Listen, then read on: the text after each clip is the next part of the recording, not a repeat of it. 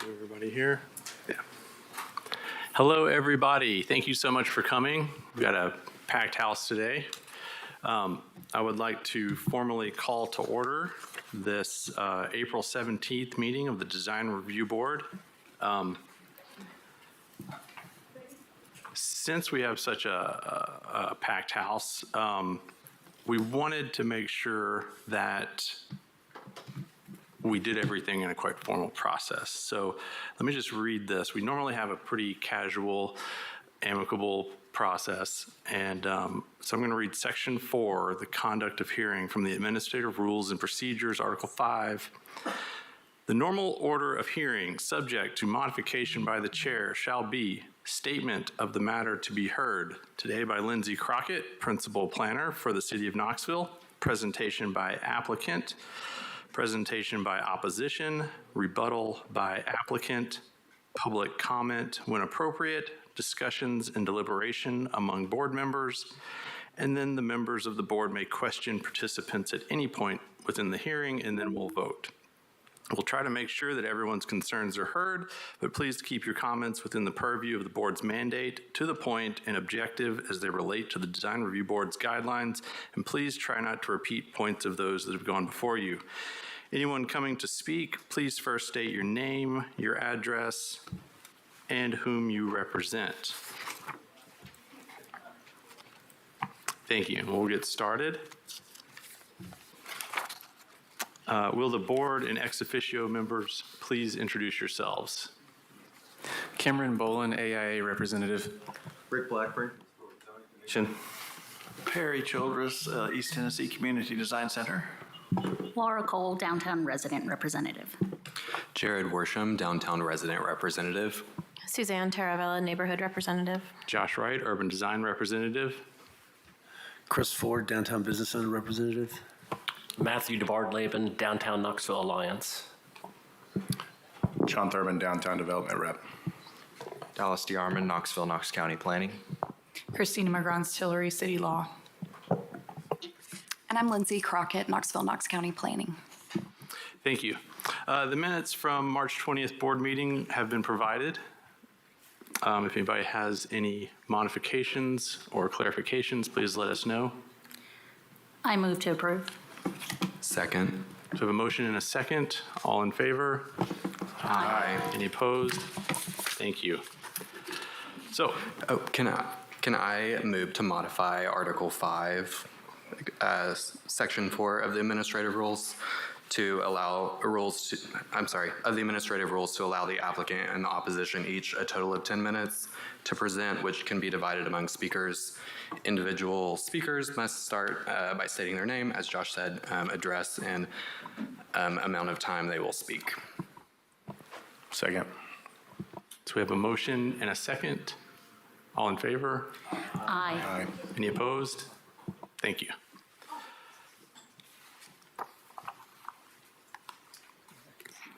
So let's get started. Well, first, were there any staff approvals? Yes. The screen should be joining us soon. So at 420 Clinch Avenue, this is 4A24DT.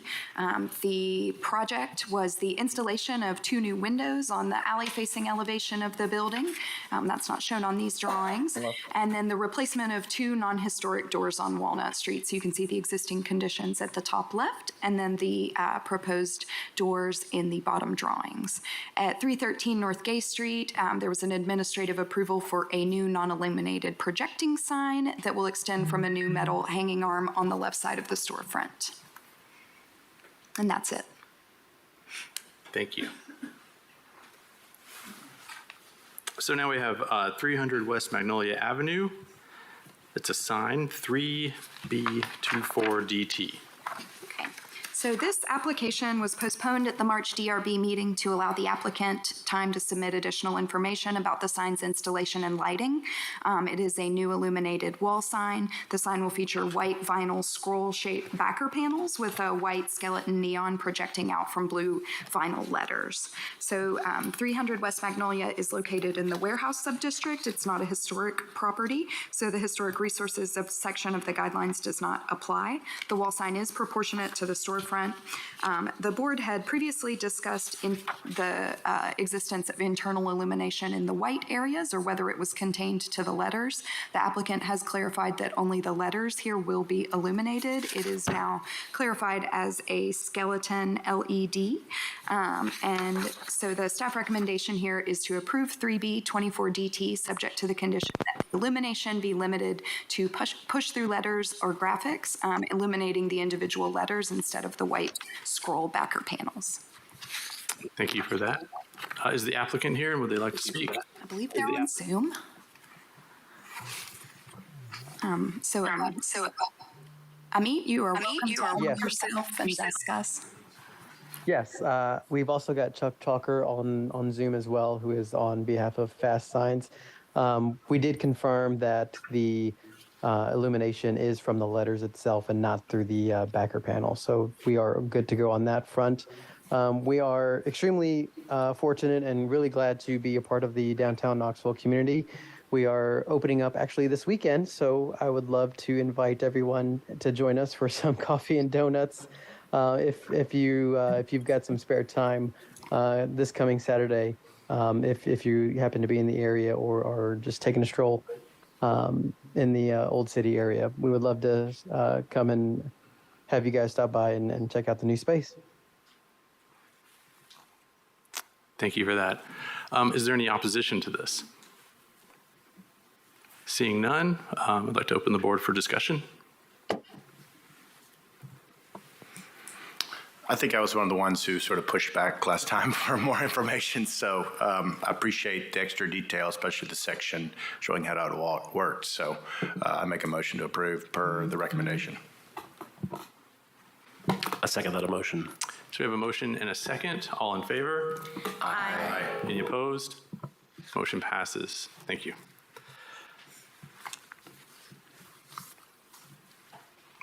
Okay, now we have 620 Market Street. It's another sign, 4B24DT.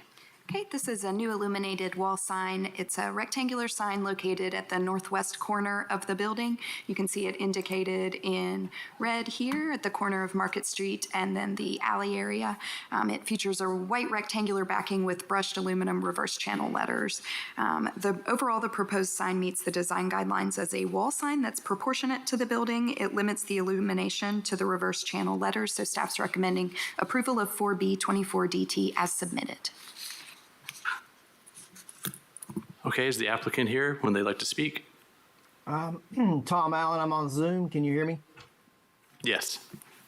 Yeah, everything sounds like it's correct there. So pretty simple, straightforward sign.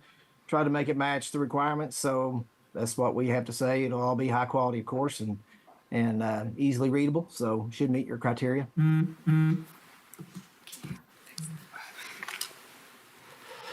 Thank you. Do we have any opposition to this? Seeing none, I'd like to open the board for discussion.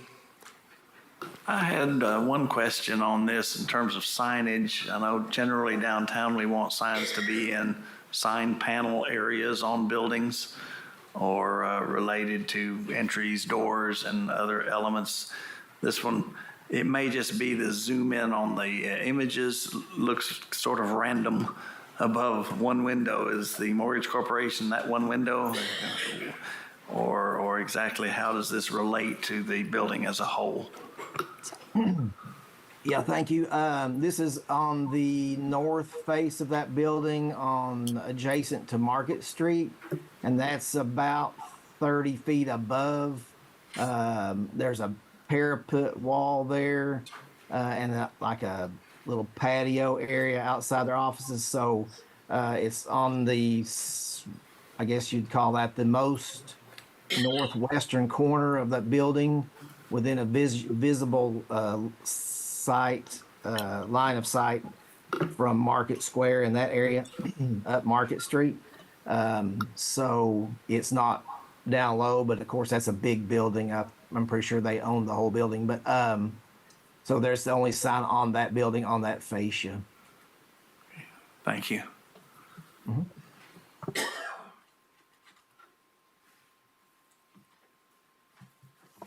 Any more discussion? I'll make a motion to approve. Second. Motion to approve and second. Further discussion?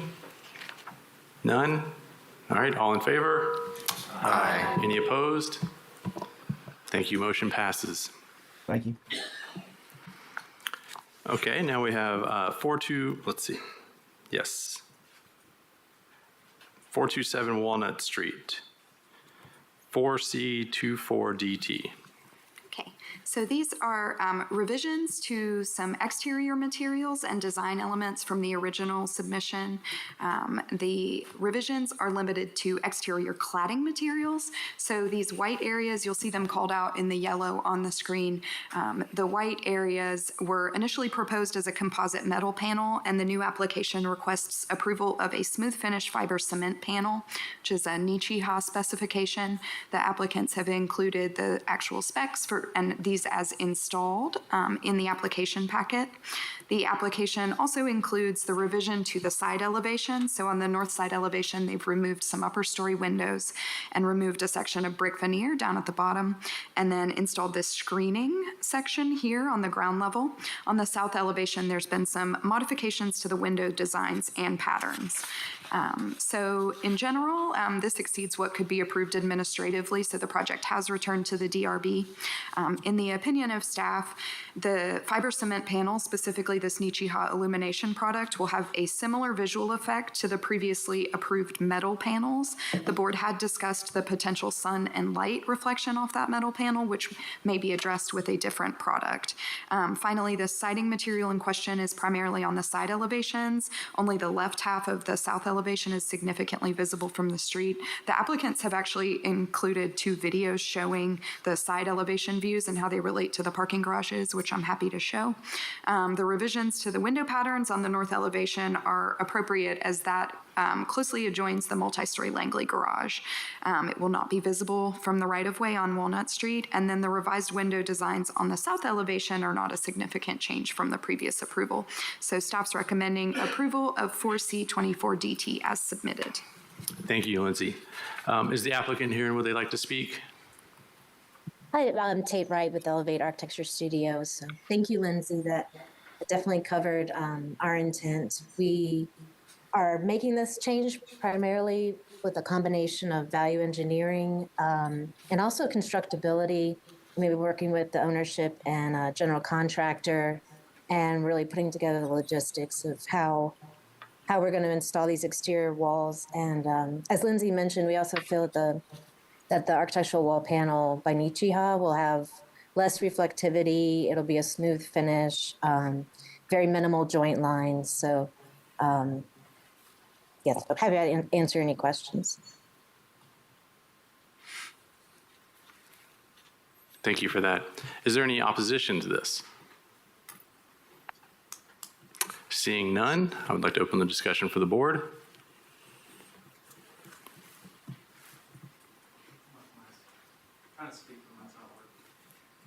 There we go.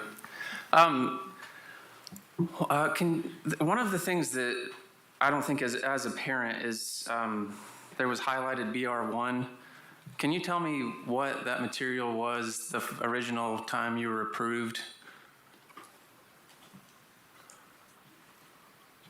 Yes, which elevation?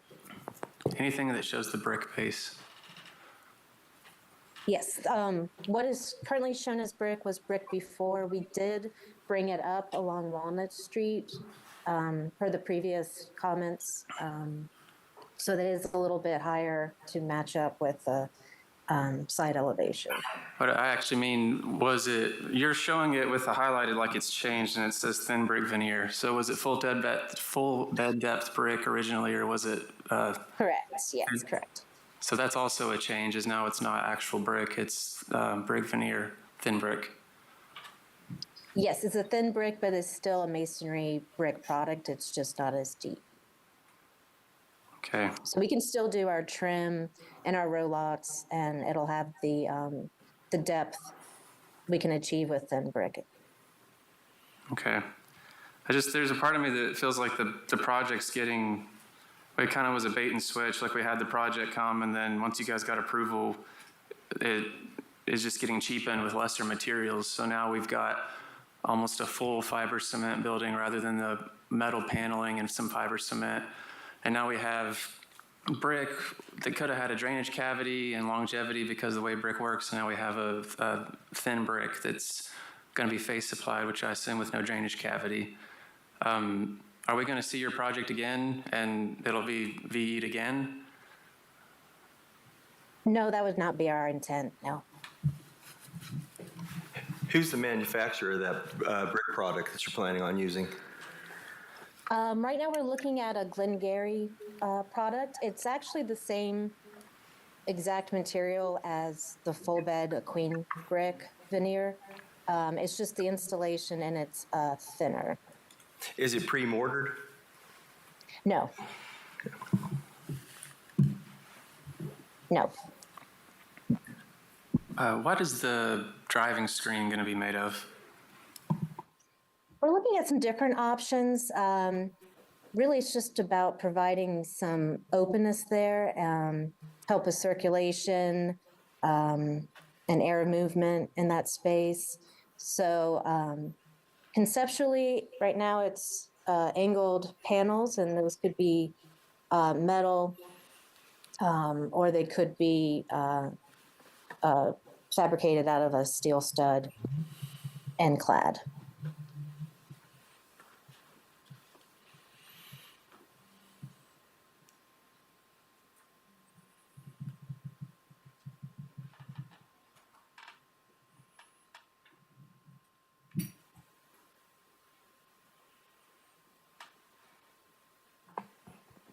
Is there any further discussion? If not, I'll entertain a motion.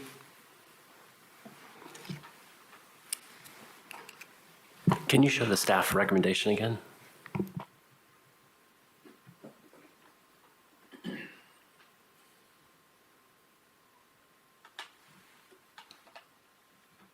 I make a motion to approve.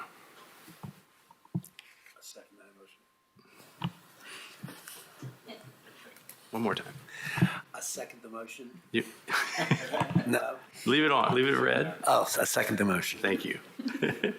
Okay, so we have a motion and a second. Any further discussion? All in favor? Aye. Any opposed? All right, thank you. One opposed. One opposed? Okay, thank you. Okay, now we have 0 West Hill Avenue, 4D24DT. I'm going to recuse myself from participating on this case. Okay. Thank you, Rick. Since I live nearby, I will recuse myself from the vote, but I will stay in for the discussion. All right. So, Lindsay, please give us the lowdown. Absolutely. So I'm going to give a brief summary, but I'm going to allow the applicant to discuss in depth instead of giving that full description of work. I'm going to run through the staff findings and the comments. So just as a quick primer, this is a proposed 15 to 17 story residential construction. There's 12 stories of residential apartments, over 5 stories of structured parking on the rear massing. This building is proposed for an L-shaped site at the intersections of Hill Avenue, Locust Street, and Front Avenue. It's located immediately north of Neelan Drive and the river. The site is significantly sloped towards the south in the river, and the building will be L-shaped with a 6-story massing fronting West Hill and extending south along Locust Street with the larger 17-story massing facing Front Avenue and Neelan Drive. So to discuss the staff comments, moving towards the site, this building is proposed for a series of adjacent vacant parcels. They've been historically cleared and used as occasional surface parking. Part of the building, that Hill Avenue massing, is zoned DKG, so that's the grid subdistrict, while the south massing is zoned DKB, the boulevard subdistrict. The block on Hill Avenue contains an eclectic mix of historic houses, historic multifamily structures, and a contemporary multifamily building.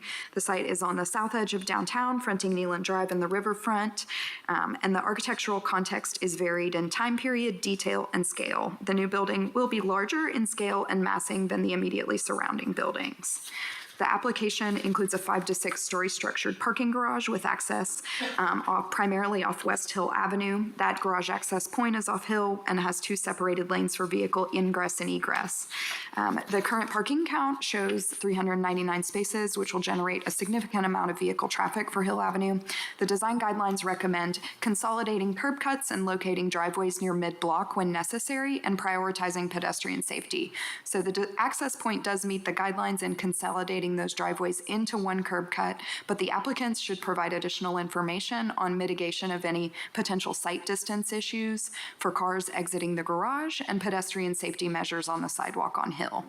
In terms of massing and scale, the guidelines encourage maintaining a pedestrian-scaled environment from block to block, dividing buildings into modules similar in scale to traditional downtown buildings with a base, middle, and top.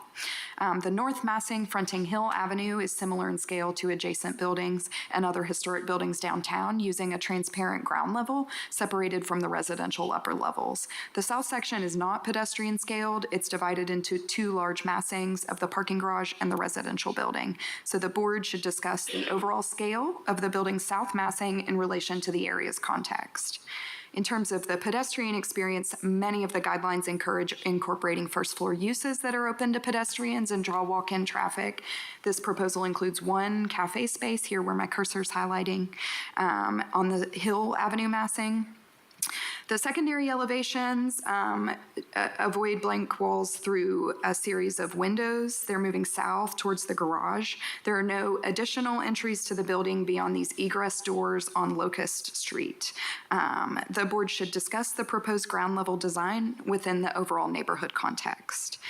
The zoning code requires building facades abutting public rights-of-way to incorporate building entries no less than once every 50 feet in the DKG.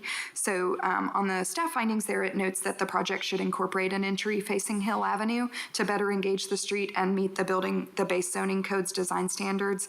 That revised design has been submitted in response to the staff comments and is shown on your screen. In terms of materials, the design guidelines speak to materials that relate to the scale, durability, color, and texture of the predominant building materials in the area. In this area, it's characterized by a wide array of exterior materials. There's contemporary and historic brick masonry, stucco, and wood siding, along with contemporary office buildings and parking structures. Overall, the proposed materials are compatible with the context. So the staff recommendation is the board should discuss the overall scale of the building, specifically the south massing fronting the river in relation to the context. The board should also discuss the pedestrian level design within the neighborhood context, and then pending board decision and any additional conditions related to scale and ground level design, approval should be subject to the following conditions: that the applicant provide further information on pedestrian safety measures on Hill Avenue, the addition of a pedestrian entryway facing Hill Avenue to meet the base zoning, the final site plan and parking garage to meet city engineering standards, the final landscaping plan to meet the standards of the city zoning code and guidelines. Mechanical equipment or service utilities not shown should be placed on secondary elevations and receive screening as necessary, and then the signage should return to DRB as a separate application, not location. That's a typo. So that's the staff findings. I'm happy to unpack those further, and I can clarify in terms of description of work, but then we will allow the applicant their time. Thank you for that, Lindsay. Is the applicant here, and would they like to speak? Yes, please come forward. And please state your name and address and who you represent. If you hit that button. Good afternoon. Apologies. Good afternoon. I'm Patrick Casson. My address is, you're going to help me out here.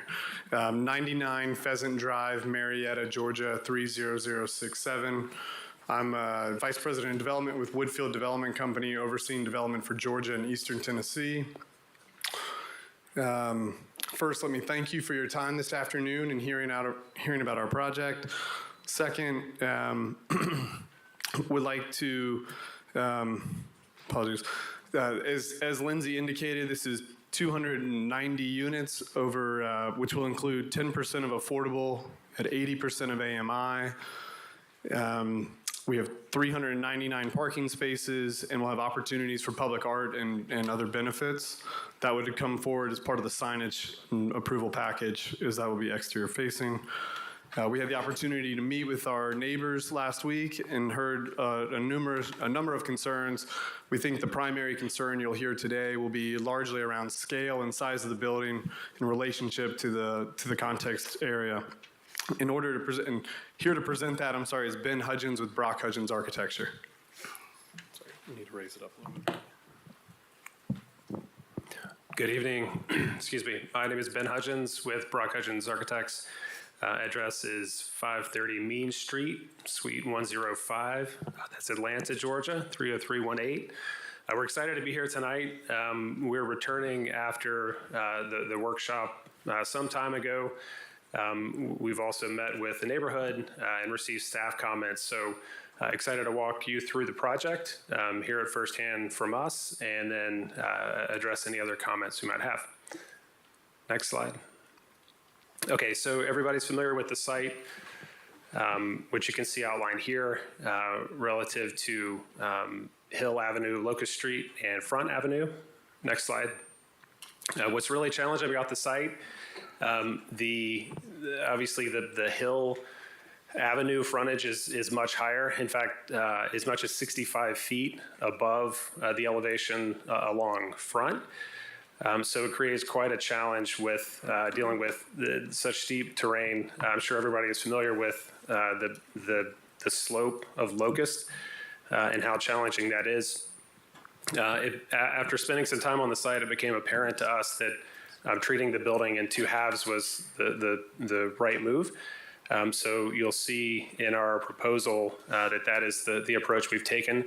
The thought here, as you can see on the screen, that yellow bar is our cafe lobby entrance with doors fronting Hill Avenue. Parking garage is then tucked to the south, sort of in the hole, if you will. So taking advantage of the existing topography, putting the parking garage, sort of dropping again the hole, and then addressing Hill primarily at a pedestrian and street scale, and then the southern side of the building more at the scale of the river. Next slide.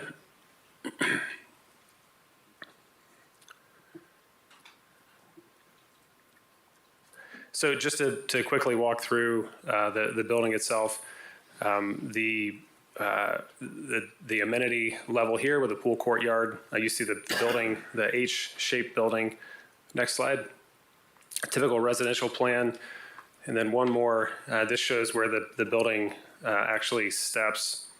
One more, Lindsay. Yep. So this is where the U shape of the building facing the river, which you can see, and then the Hill Avenue side to the north, which stays at the lower scale. So this view, again, describes the scale that we're talking about along Hill. You see it relative to our neighbors. The first time we came through the workshop, there were discussion about a much taller building for this portion of the site. We went back and revisited that. It lowered the Hill Avenue facade of the building to be more in scale. Again, letting the river side of the building address its much larger context. You'll notice, Lindsay, go back 1 second. You'll notice the cafe lobby on the corner there with doors fronting Hill Street to address the staff comments. Next slide. And then along Locust is something to keep in mind. The slope along Locust ranges between 16 and 22%. Just to give you some context, a parking garage jump ramp or speed ramp where you're not parking, you're just driving is typically 10 to 12%, sometimes as much as 15%. If you're parking on a ramp, it's generally around 5 or 6%. So Again, Locust, the slope around 20% creates a challenge with trying to provide activation there. So we do have building entrances, which you can see that kind of march along Locust as you go down the hill. But having meaningful activation there is challenging. In terms of the parking structure itself and the architectural language, looking back at Henley Street Bridge, the scale of this massive concrete infrastructure, but also studying things like the local quarries and caves and rock formations, really was the starting point for how we might treat the garage. Next slide. Instead of having a big box that we decorate with screens or murals, the thought here was to express the structure, use candid concrete columns, and really feature or embellish the garage itself. Again, at the scale of the bridge and the river and this sort of riverfront language. Next slide. So again, you'll see here the parking base, a more artful approach for the south portion of the building. Again, the scale of this is much different than walking along Hill Avenue. So we wanted to be thoughtful and creative about how we might create an interesting building that was timeless and could stand the scale of the river. Looking from the other direction here, one of the comments from our neighbors were concerns about balconies adjacent to the overlook. So removed all balconies on that north side in close proximity in response to that comment. Next slide. One of the things that we learned about just today was a requirement for through lots along front to provide fenestration. Again, dealing with that slope and our parking that goes to grade there, as well as the topography change along front, creates a challenging situation there. We do have loading, and our building does come to grade, but it's been brought to our attention that we need to provide fenestration down along front, which we've agreed to do. No need to seek a variation request there. Intend to comply with that request from staff just today. Next slide. Next slide. Scale. So important conversation about scale. Just wanted to show here from the downtown design guidelines. We're in two different districts, grid and boulevards. Both districts have unlimited building height. So again, next slide. Trying to be mindful of the context and scale. Obviously, we're not proposing to build unlimited height, but we studied a section along Hill Street on both sides, looking at the building height in our context. And you can see our building sort of dashed in there that blends with this context. Next slide. Again, looking at the Hill Avenue skyline, if you will, just for that street and how we relate. Next slide. Taking a look more at the downtown skyline and how we relate. Next slide. From the bridge. Next slide. And then more of a macro scale. Neyland Stadium over on the left there across the river. Again, we feel like the river context is much different than Hill Avenue. And we are excited about this project and look forward to hearing your comments and answering your questions.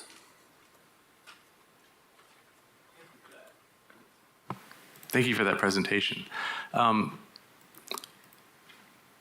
Is there anything else you'd like to add? Nope. Okay. We have several people that want to discuss this, and we have some people that are for it. And I was wondering if they wanted to come up and talk. I believe these are the applicants, but I didn't know if they wanted to speak. Patrick Casson. Okay. So you're all right. Ben Huggins. Oh, that of course. And Zach Bearden. Okay, thank you. Now, we do have some people who would like to speak against this, and I would like to invite them up to speak. We'll start with William Lyons. Well, hold on one second.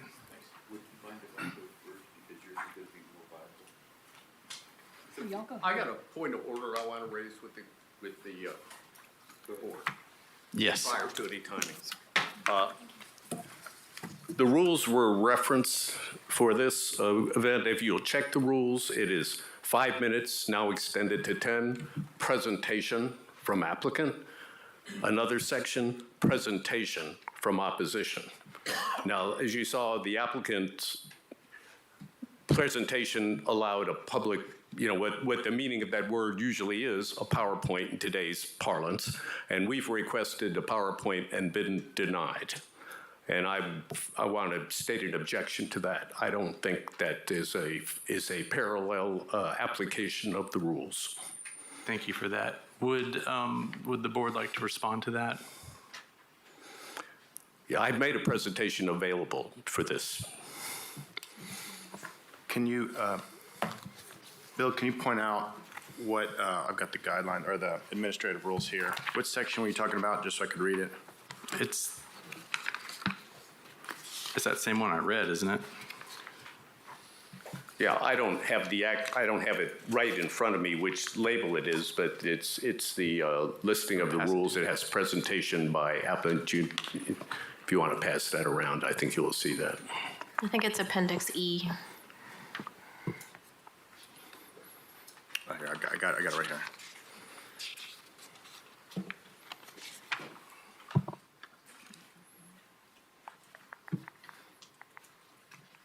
I mean, I can't find it. I don't have any opposition to them showing a PowerPoint in the same 10-minute presentation that the applicant received.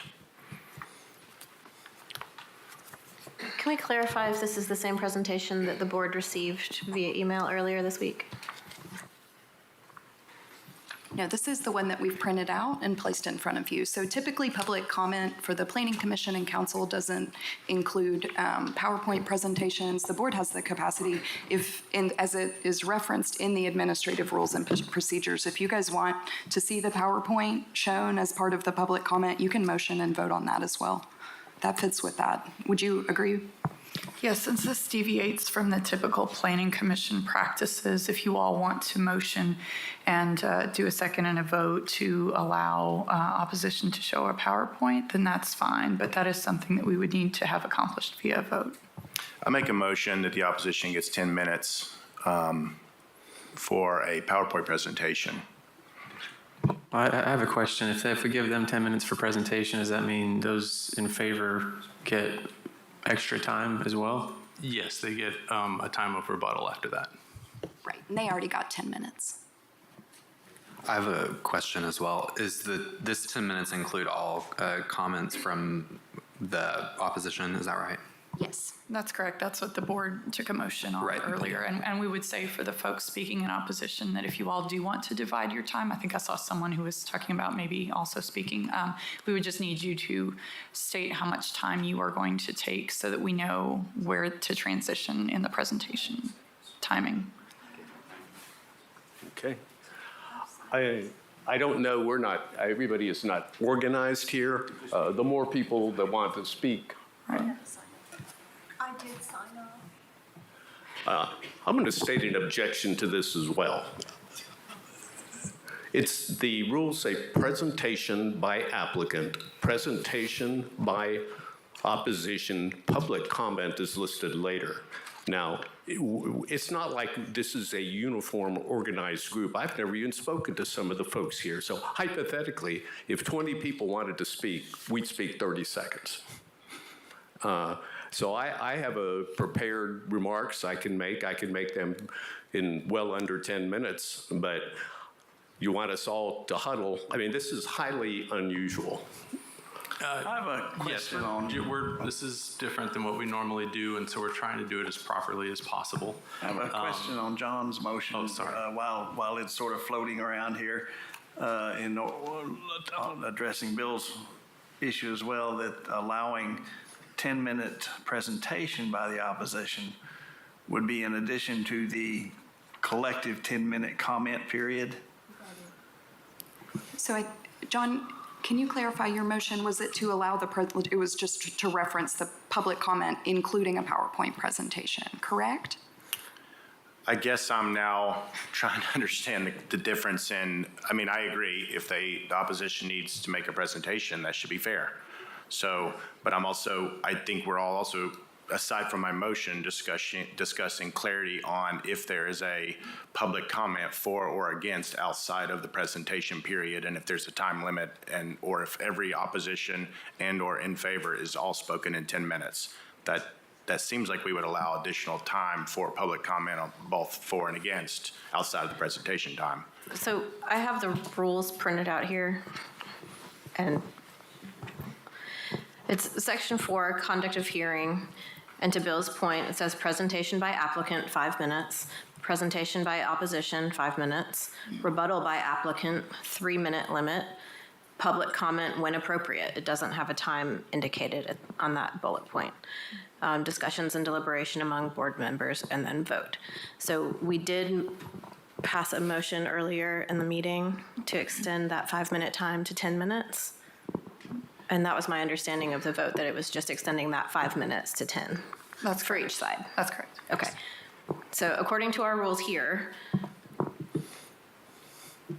we're already allowing the opposition a 10-minute presentation, and then public comment when appropriate, meaning, I think, whomever signed up to speak could speak. Is that the understanding? Yeah, I would be in favor now that you've reviewed that. That the presentation by opposition, which is what we're doing now, I would be in favor of that being allowed to be a PowerPoint presentation. That's my motion. I second that. Okay, we have a motion and a second. Any further discussion? All in favor? Aye. Any opposed? Okay, thank you. So William Lyons will be able to do a PowerPoint presentation to the board. Okay. Thank you very much, and thank you for allowing us to make this presentation and for your interest in this project. And we also are appreciative that we have developers interested in addressing this important parcel in downtown.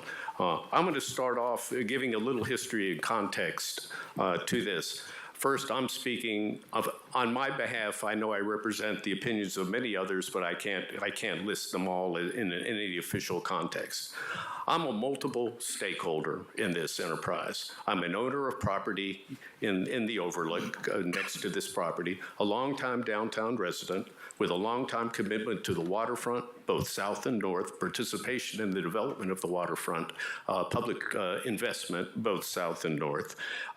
Person at the city when these guidelines were initially created, responsible for developing these and also working with city council toward their approval.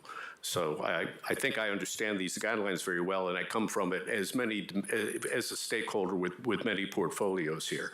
First, to context, as many of you know, the Downtown Design Review Board did not exist until fairly recently.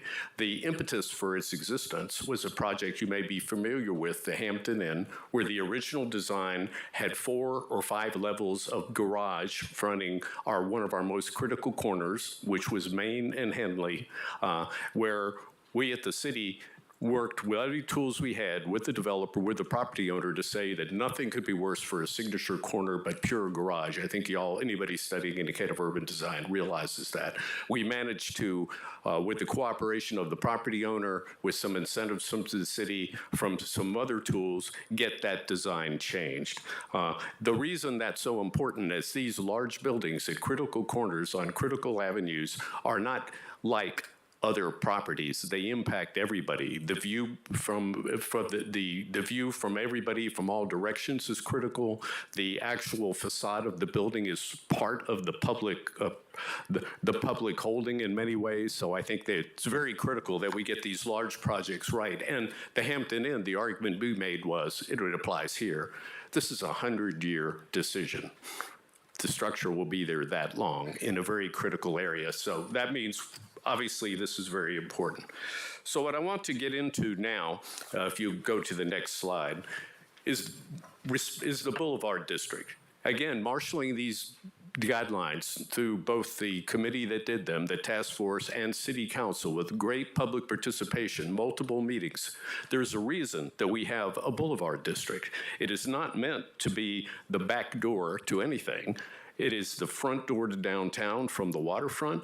It also faces the waterfront where the city has invested tens of billions of dollars, where many people, notably from South Knoxville, will view this every day, participate this every day. It's probably one of our city's major assets. This was explicitly included because Neelan Drive and the waterfront area was deemed to be important. That's why the design guidelines apply. Previous mistakes don't set precedent for future development. An example is just because the Hilton Garage exists on Clinch, killing that block, that's an example of bad design. Because we have a city-county garage existing now is not the precedent. It's what we want to overcome. That's why these guidelines are here.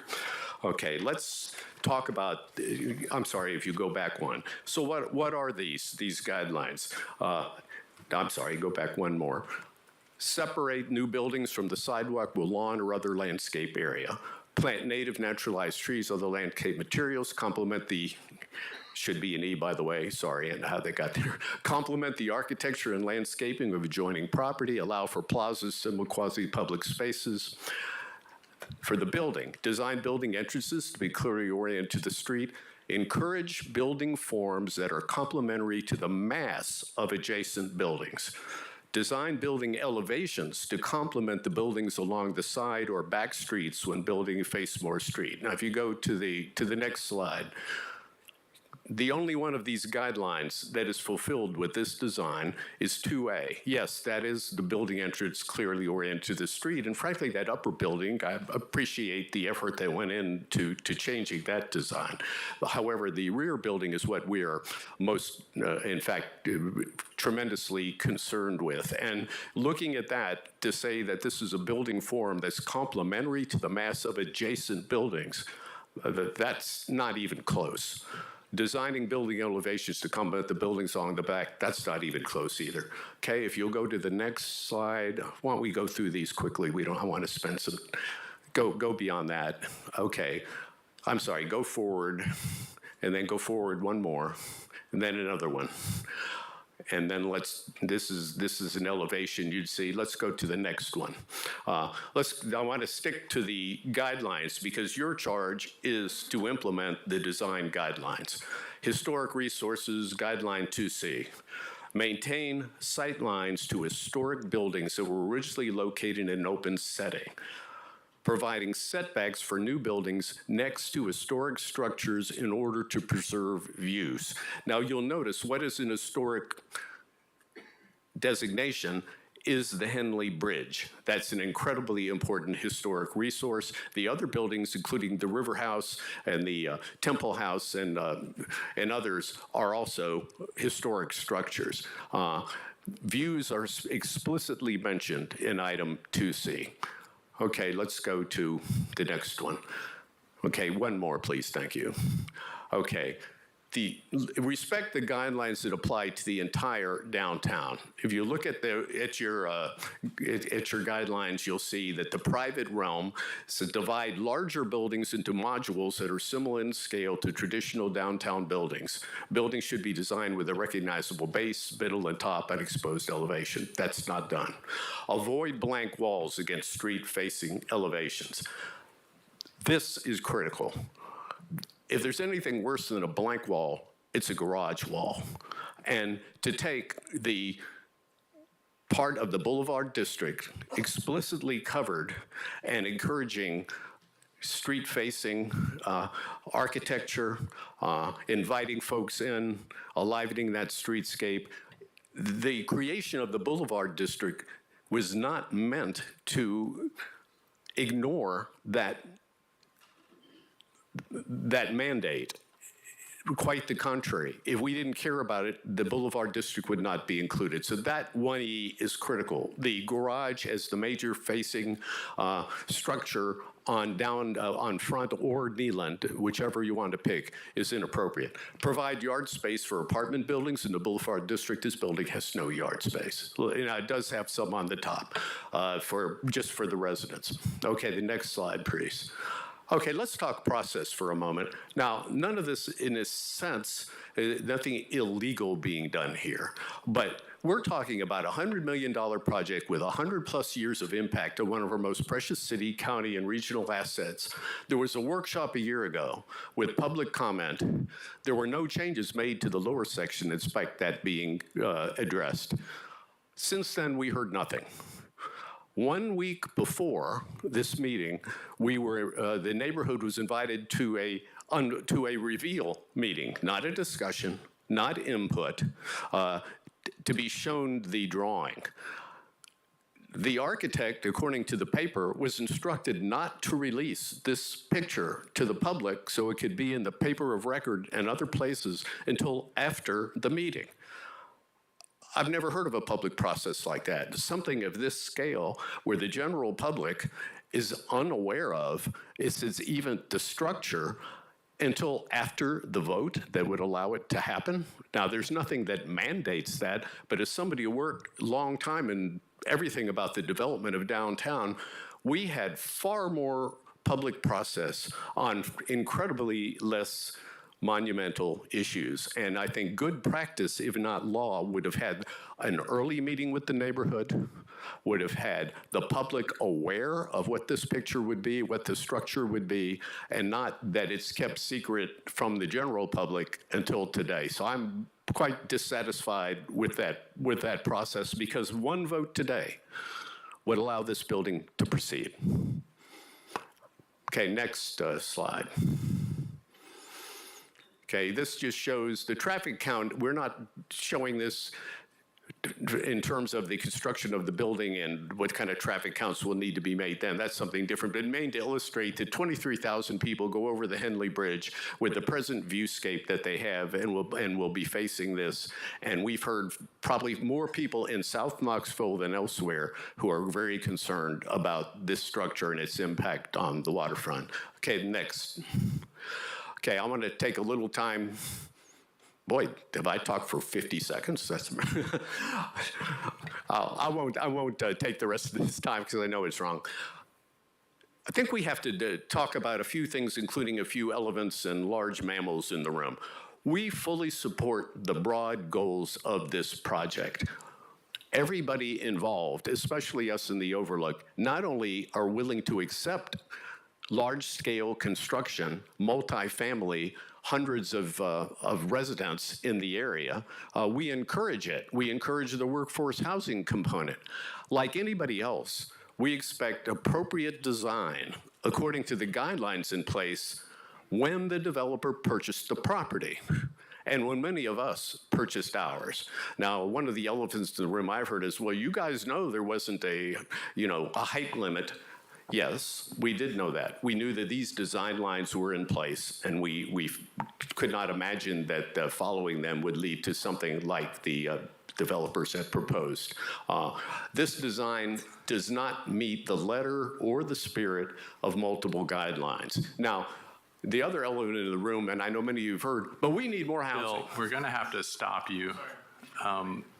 Okay. Now, the board can give more time, and of course, we would then give more time to the opposition to give a rebuttal.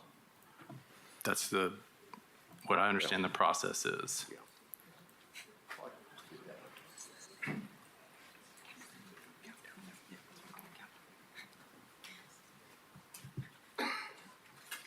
Okay, so if we don't want to give more time, then we can have the rebuttal. Now, if we don't want to give more time to Bill, what I didn't understand was that was a total time? Do we want to allow these other people to speak who have signed up to speak? Correct. So you guys discussed the public comment section that's referenced in the after the rebuttal. After the rebuttal? Correct. Yes. Okay, just making sure we're all on the same page. Would the applicant like to come back and speak again?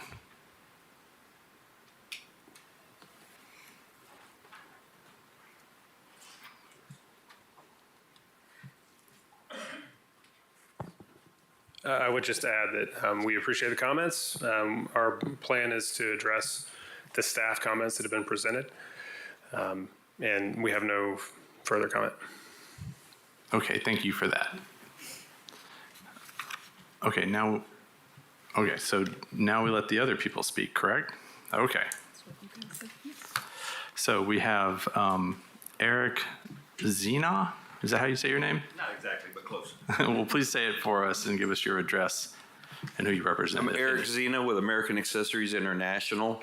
Background a little bit, so maybe it'll give me some credibility at the table. I'm a design engineer, 41 years experience. In fact, I will be speaking at the Capstone Design Conference at the University of Tennessee for over 200 design engineers the first week of June of this year.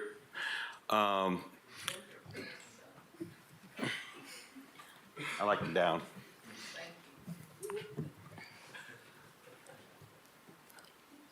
Please go ahead. Sorry. Yeah, I didn't need that. Background a little bit more as well. I served for the Board of Advisors of the University of Tennessee Tickle College of Engineers for more than 13 years. If you drive down Nayland Drive, you'll see the Zena Engineering Complex. That's named for me. A fine architectural firm did the work on putting that together. One of the things they recognized in the building of the engineering complex was making sure that the designers and the architects understood that that would become the new south entrance of the University of Tennessee Tickle College of Engineering.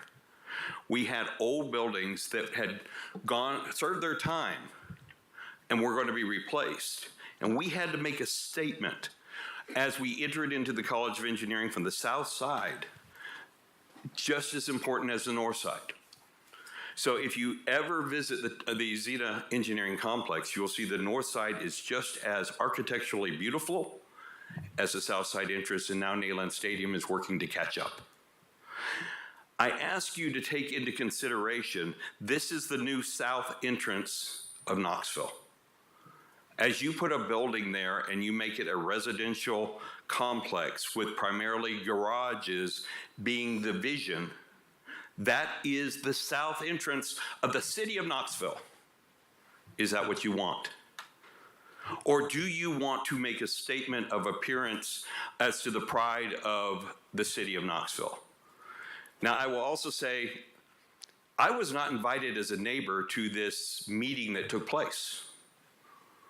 I own 20,000 square feet of space kitty corner to this site. No one reached out to me. I own 2 floors of the Bank of America building. But nobody with the Bank of America building was included in the conversation as to this development and what would make sense. And this will, quite frankly, as far as I can tell, equal nearly the height of the Bank of America building and block the view as it comes across.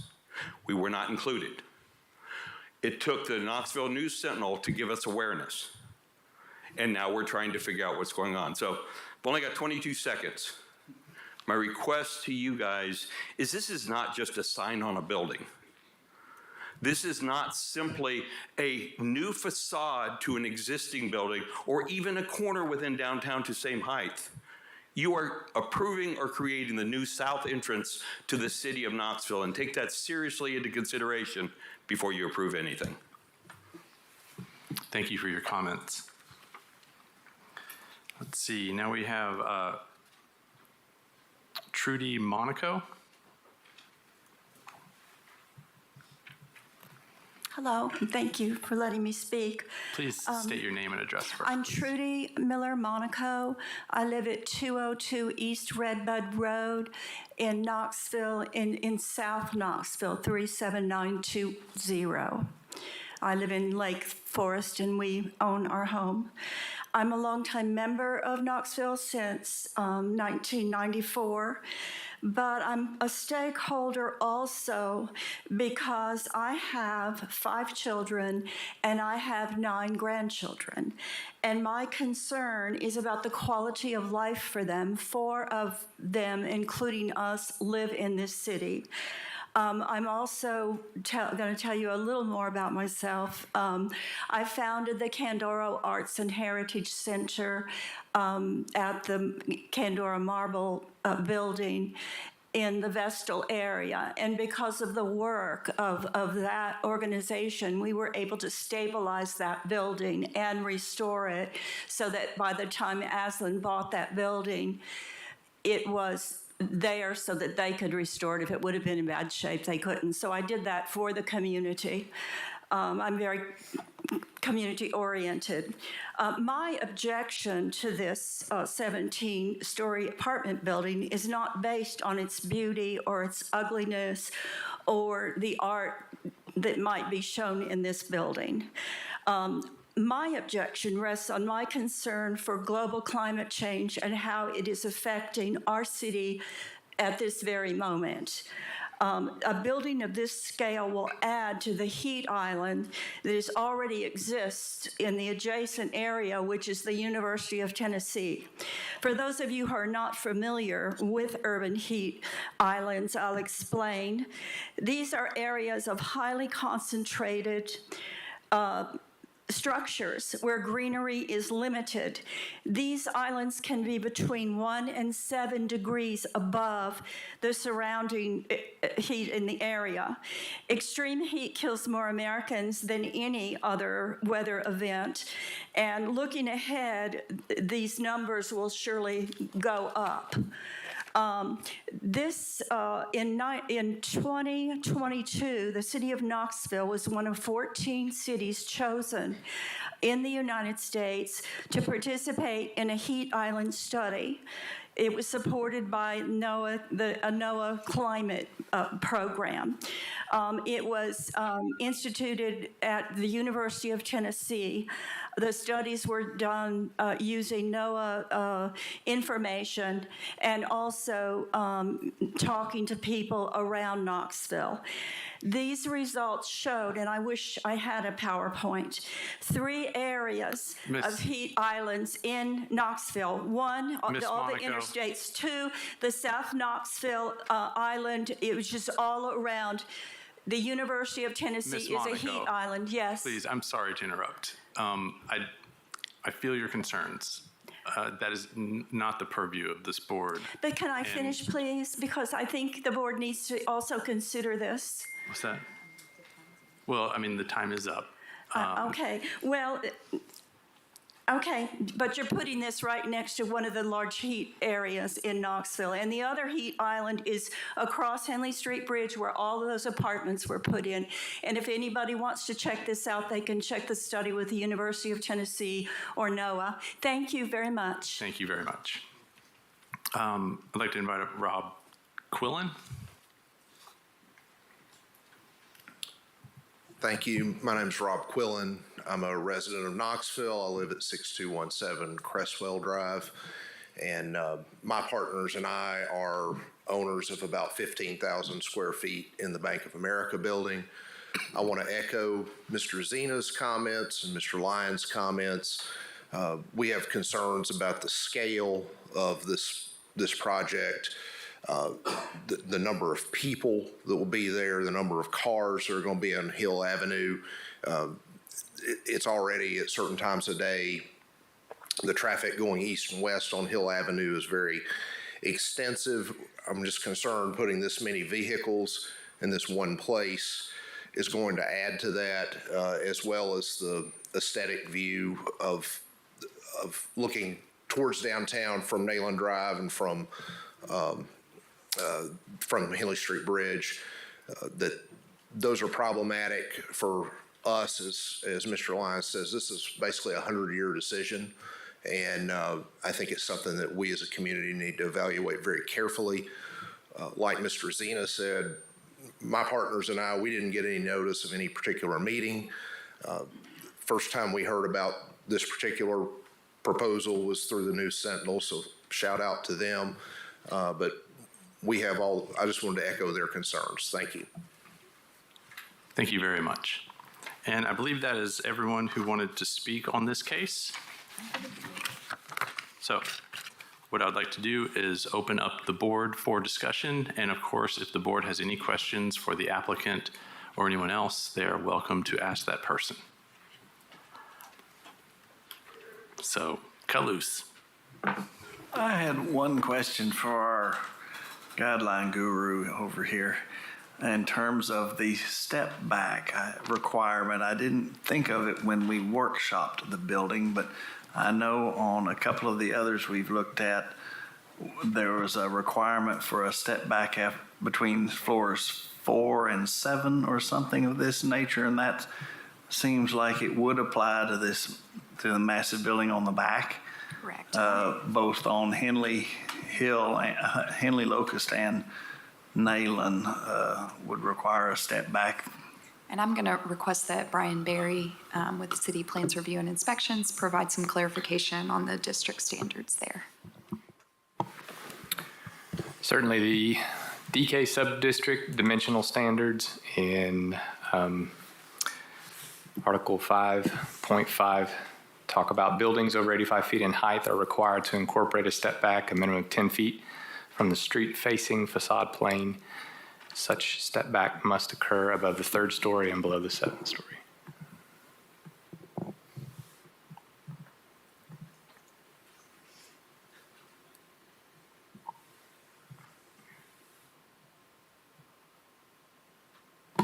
My question's for the developer, the architecture team. Can you explain what did change since the workshop? Again, I know you said there was some height taken off the Hill Street or Hill Avenue side. That's right. So primarily, the biggest change that was made was the building height in the scale along Hill Avenue. There was further refinement along the southern portion of the building with regard to balconies and residential unit layouts and things, but the biggest change was to Hill Avenue. Great. I appreciate the diagrams you had at the end. That was something I was going to ask for was, did you study that? So that's helpful. My question is what project could exist that isn't, what form of this could exist that isn't blocking a view coming off Henley? It would just be no project, correct? If it's not like, we're First Tennessee View, the discussions of that, like, what version of this project, it would be like, let's say that the top of the back is the level with the Hill Avenue side. Is that going to allow the view shed across if you're coming south across the river? I mean, that's what I'm talking about, the diagrams. Like, can we go to those and look at like what's...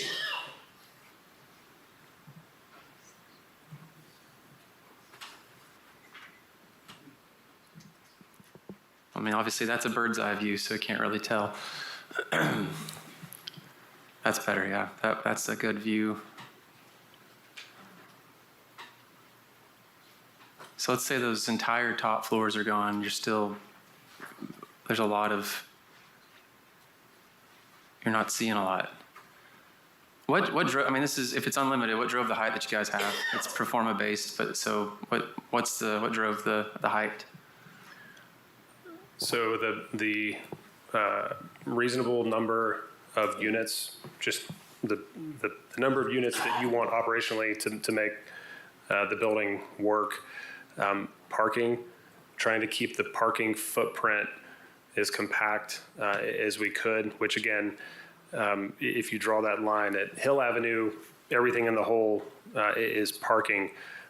So again, it's a function of a number of units that make project feasible, right, number of the units that make the building function operationally, and then the parking required to accommodate those units.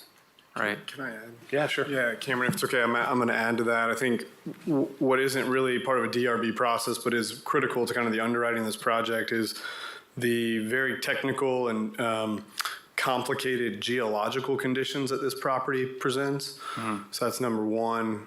And then number two is, I guess we call it like a topographical, if I'm making up a word here, spanning from the top part of the property to the bottom, right? And so you have an existing wall on the property that we're also not impacting as part of this project. So there's really unique nuances and complications as part of that. So, yeah, we could spend hours up here talking about that in particular. Cameron, it took us almost a year to figure out how to do the geological portion of this. Right. I guess what I'm trying to get to, and I'm kind of fumbling, is just there's nothing that we can talk about today that is it's either there or it isn't, and there's a lot of like what we can talk about if it is, but like I don't think we're going to sit here as a board and talk about what are tweaks that can go in the scale and massing necessarily that can really bring it to any resolution that's going to appease the comments that we've got, which we have a lot of varied comments, but I'm trying to set the tone for that, and I'd like everybody to talk about it. I appreciate those comments because I had similar thoughts that the site exists and it is developable and they own the land and they can develop the land.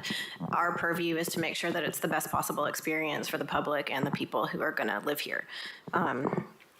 So I think what I would like to focus on, at least in part, is the pedestrian experience and the topography from Hill down to Neeland, what the Neeland experience is.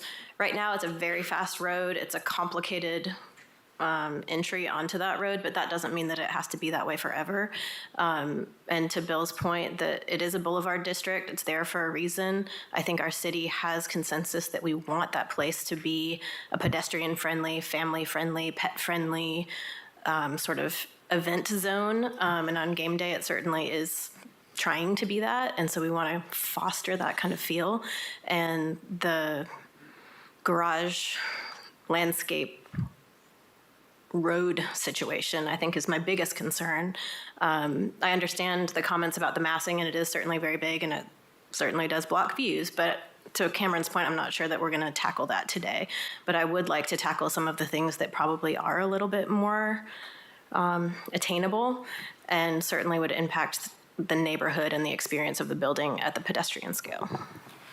I agree. Mine's about that south side landscaping integration with the pedestrian experience. I actually live downtown, and I went and I dangerously walked down Hill Avenue and climbed back up. And anyone who's ever walked down Walnuts and Locust, you're coming up, it's just really steep. But on that south side, I just think there could be more engagement. So I'm a tree lover. I'm a known tree lover on this committee. I'm just disappointed by the amount of trees you have. I would say it's the minimum.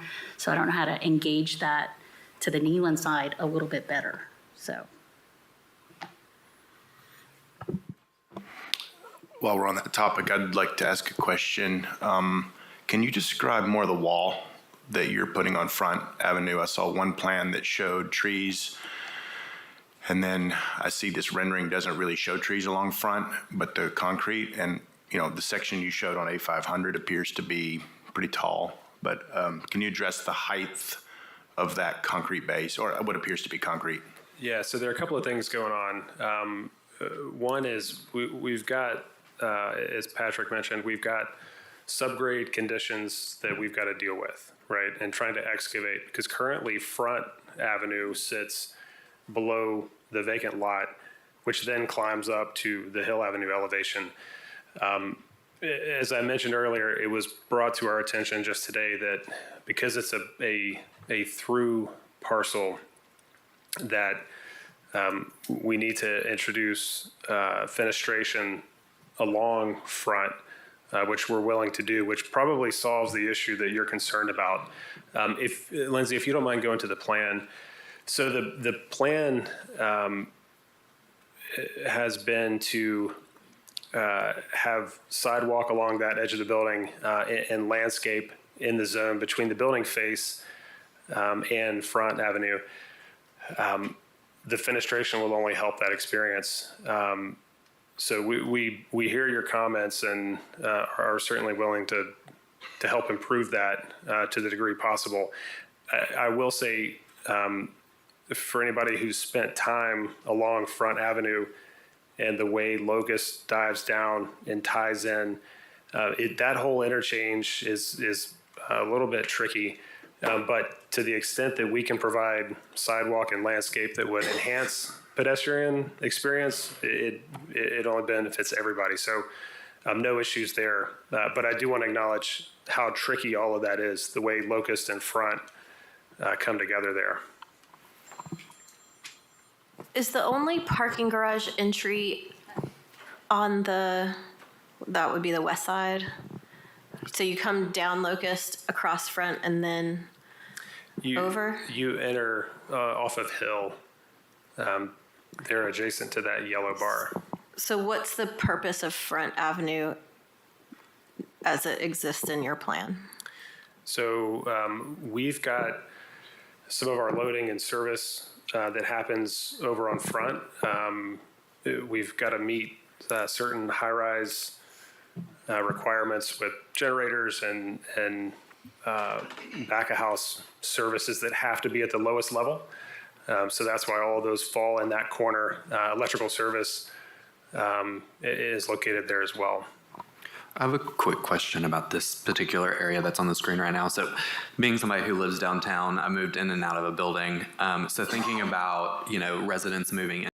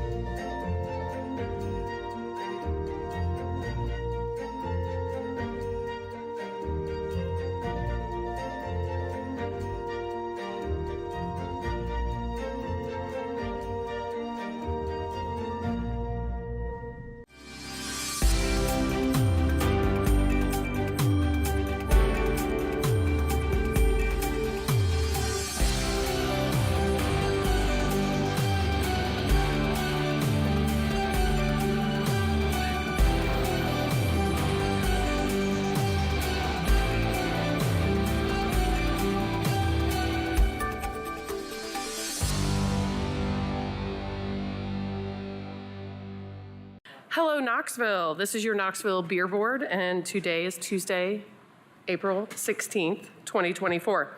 Welcome everyone here and to those watching from home. Ms. Hopper, please call the roll.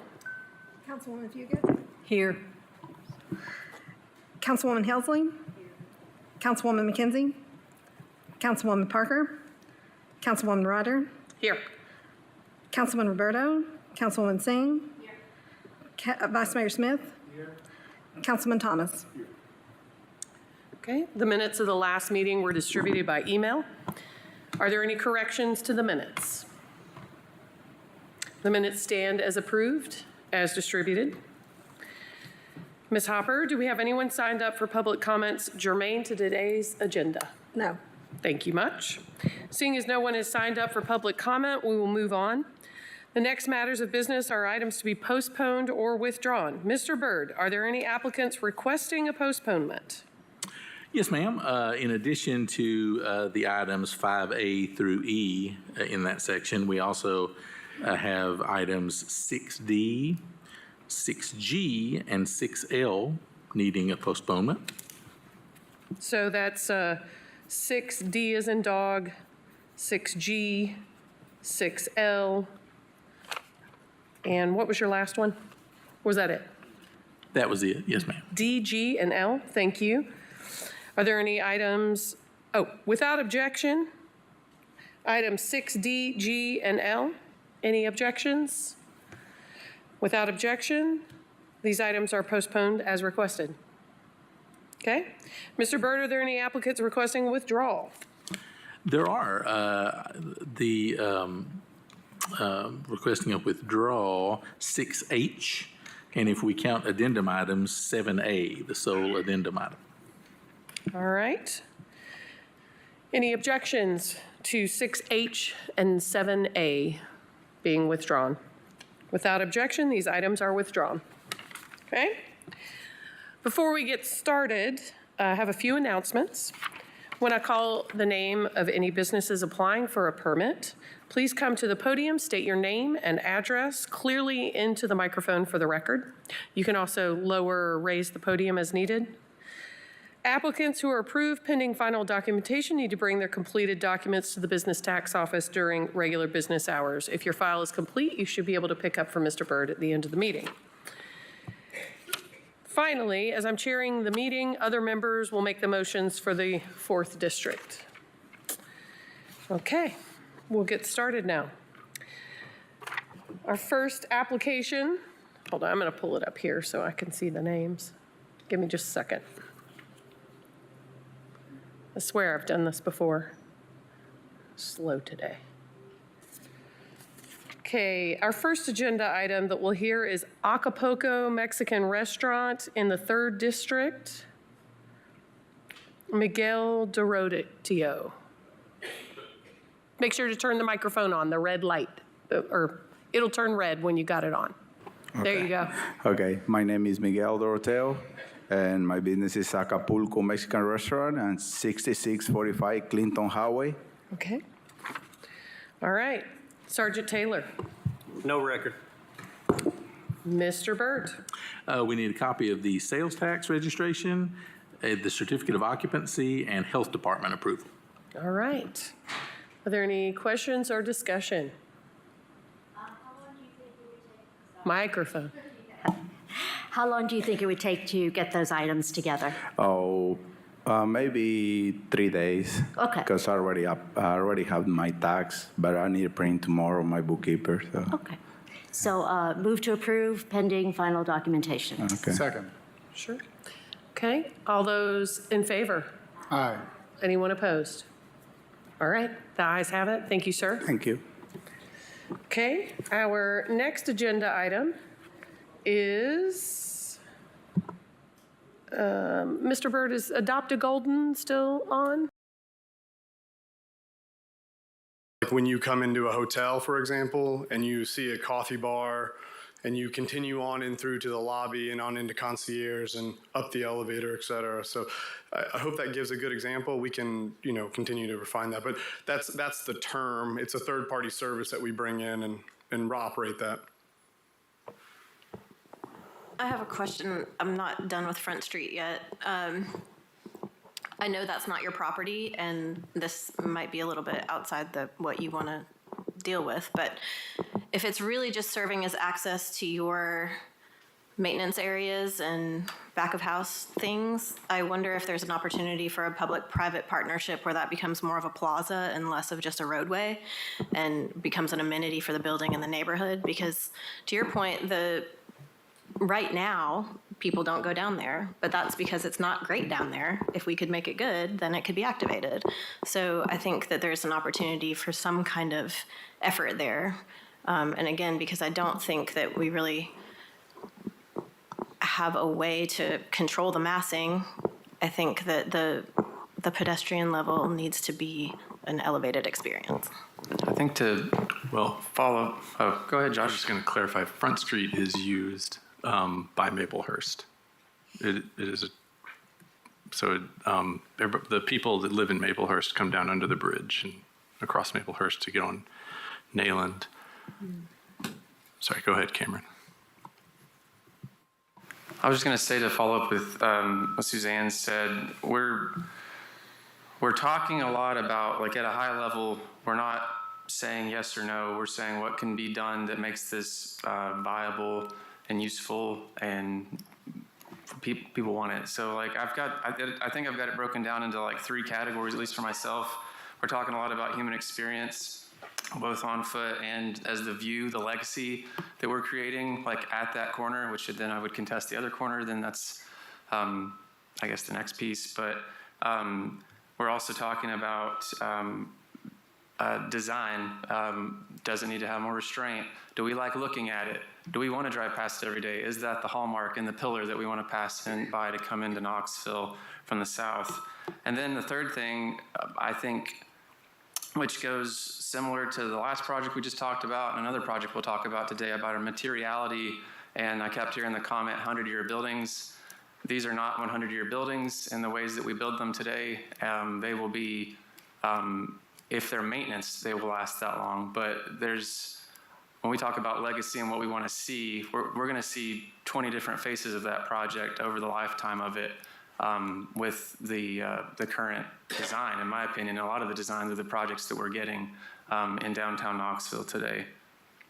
So again, I think talking about actual achievable ways that the design team can pursue, we're not solving it for them because we're not here to design it for them, but to make it something that meets all those criteria, that's got longevity, elevates the human experience, something we want to see is robust and it's actually durable. Everybody talks about that statement about in-kind, durable types of materials. Durable, people think it's like a malleable word, but durable means it lasts. And I know that's something that's like, you can contest that conversation, but look around all the buildings in Knoxville that have lasted, that are these masonry and stone projects. I'm starting to get on a tangent.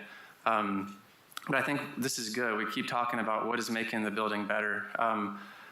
I do agree with one of the comments about what we are bookending Henley Street with. When you look at, you're going south on Henley Street, I don't want that view to be what you're going to get when you're going north on Henley Street. What you've got now is bookended fiber cement student housing, which with a little bit of brick sprinkled in there, that is not going to be a 100-year building.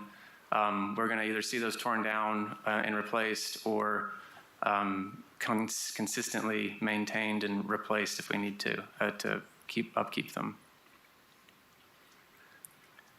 Lindsay, do you mind going to the slide, probably 16? One more, or maybe 2 more. Yeah, so I think just to add, Cameron, to your comment here, when we started to look at this view, and when you see the 5-story wood frame wrap projects in the foreground, we certainly want to be something different than that. We do have a concrete frame building. We're not wood frame and fiber cement. So I think there is a distinction in what we're trying to deliver, elevated building that will last and is not a wood frame building. So I think that's an important note.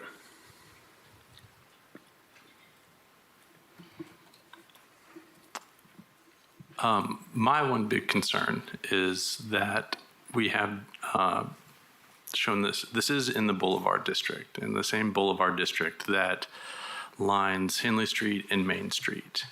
And I know Nayland is not the best road it is today, but it was put that way to be aspirational, and UT is following that aspiration, and there are plans in place or being pushed to make Nayland Drive an elegant, walkable street like it's been done in many other cities.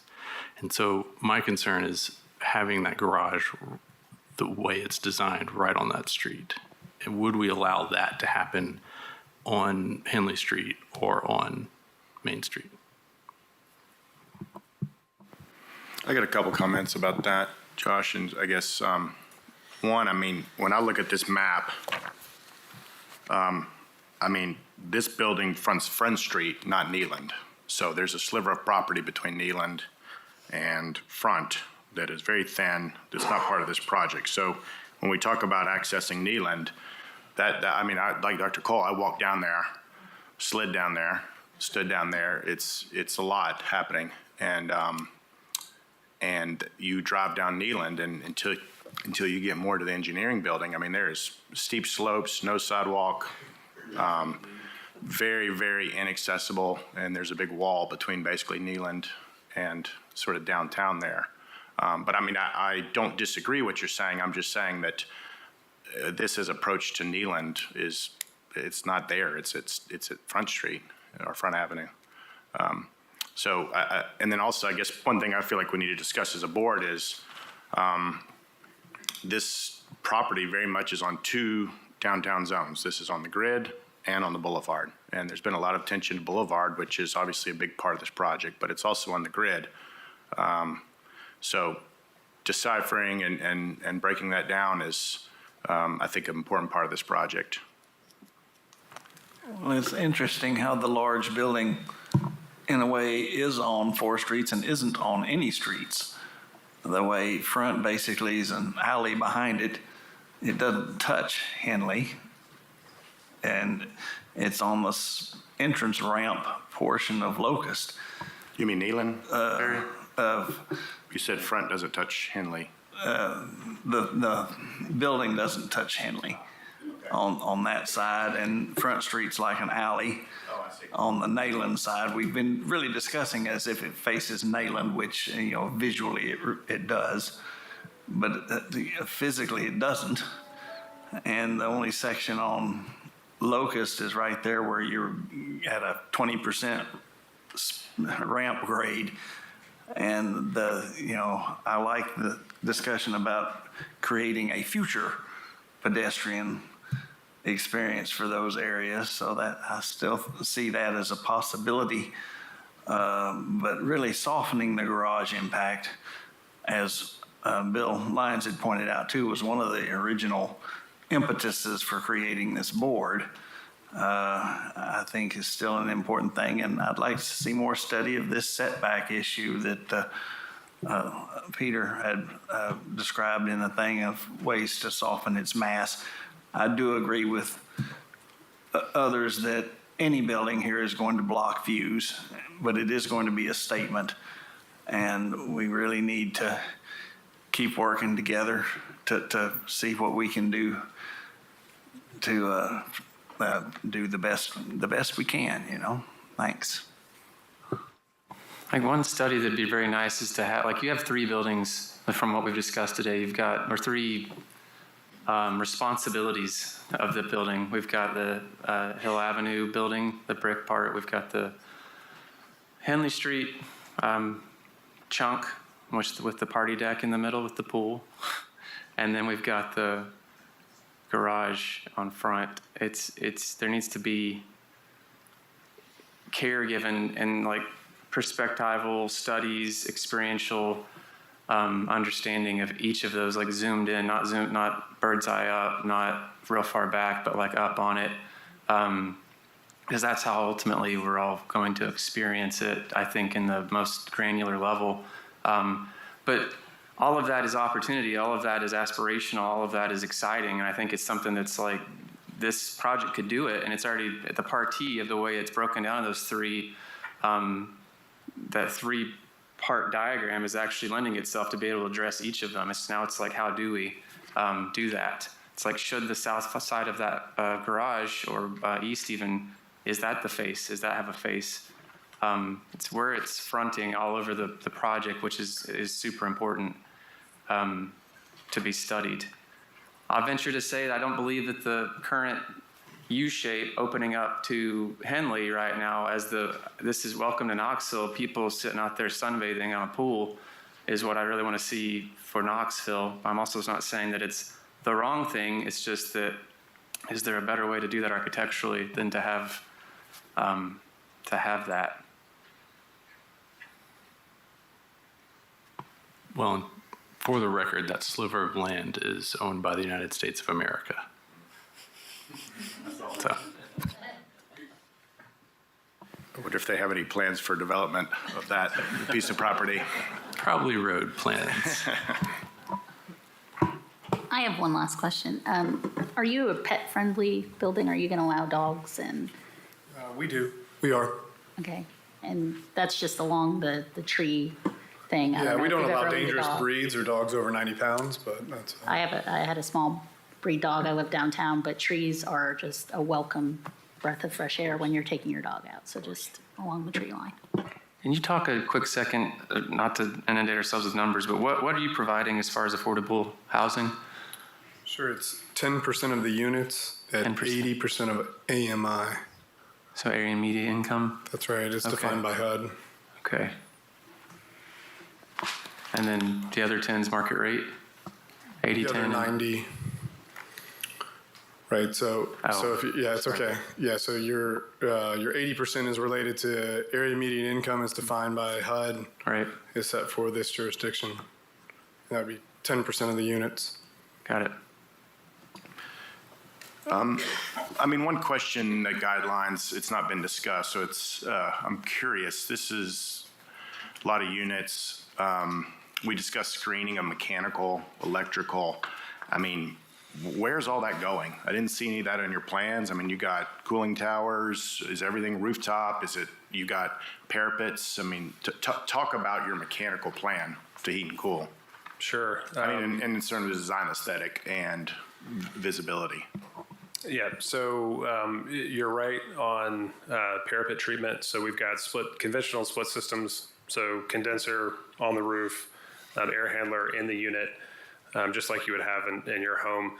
The height of building doesn't preclude us from doing that. So no water source heat pumps or chillers or anything like that. So conventional split systems, which is, it actually helps the reduce the visual impact, right? Because they're smaller. They're not these huge package units. So, yeah, that's the approach for all the units. And again, the building doesn't exceed the line set lengths to do that. So, are you anticipating them on the 6-story Hill Avenue front? Yes. And then, okay, so those condensing units won't be visible. The parapet height will cover any visibility. That's right. From the street, yeah. Okay.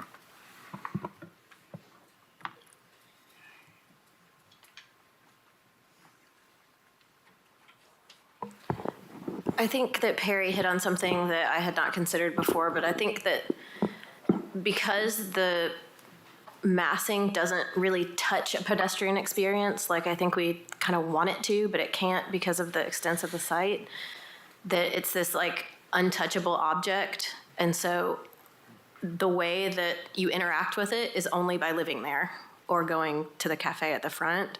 And so the city experience feels kind of alienating because there's not really a way for us, at least in these drawings, to see how we as a community are supposed to interact with this place, which is something that we want from our downtown buildings. And so I think that part of the challenge is to design the facade in a way that helps us as citizens understand what goes on here. Are we allowed in here or aren't we? And if we're not, then why is it this big thing occupying such a prominent part of our city? And so I think maybe this even came up in the workshop, but if there's a way to kind of show some renderings that have like entourage and lighting and things that would help us understand what our daily experience are going to be outside of just the drawings, might actually help. Kind of like you have for Hill Avenue. That side is easier to understand. Can I ask a question of the opposition? Is that okay? Josh, or? Yes. That's allowed, right? That's allowed.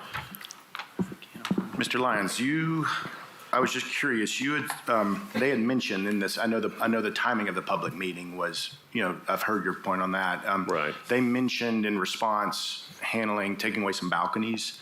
Can you respond to, like, is that helpful? Is that, I mean, I personally appreciate the balconies on the project. It brings depth and, allows access and to the outdoors. So I'm thankful for that, but also don't know how it interacts with the other buildings behind there and if that's something that is impactful or Well, I would say I think most people would prefer that they not be balconies, so I think that is a positive. Okay. Can answer any other question. I feel obligated to say one thing. Sure. Go ahead and do it. Yeah. The guidelines were put in place post the development that Matthew referenced to guide future development.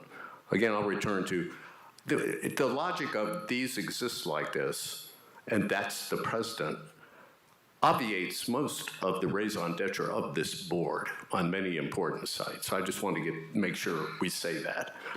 That would be, to me, like y'all allowing a blank wall along Clinch Avenue in a new building, because after all, the Hilton Garage is a precedent and it's there. So I think the use of precedent, I would flip that.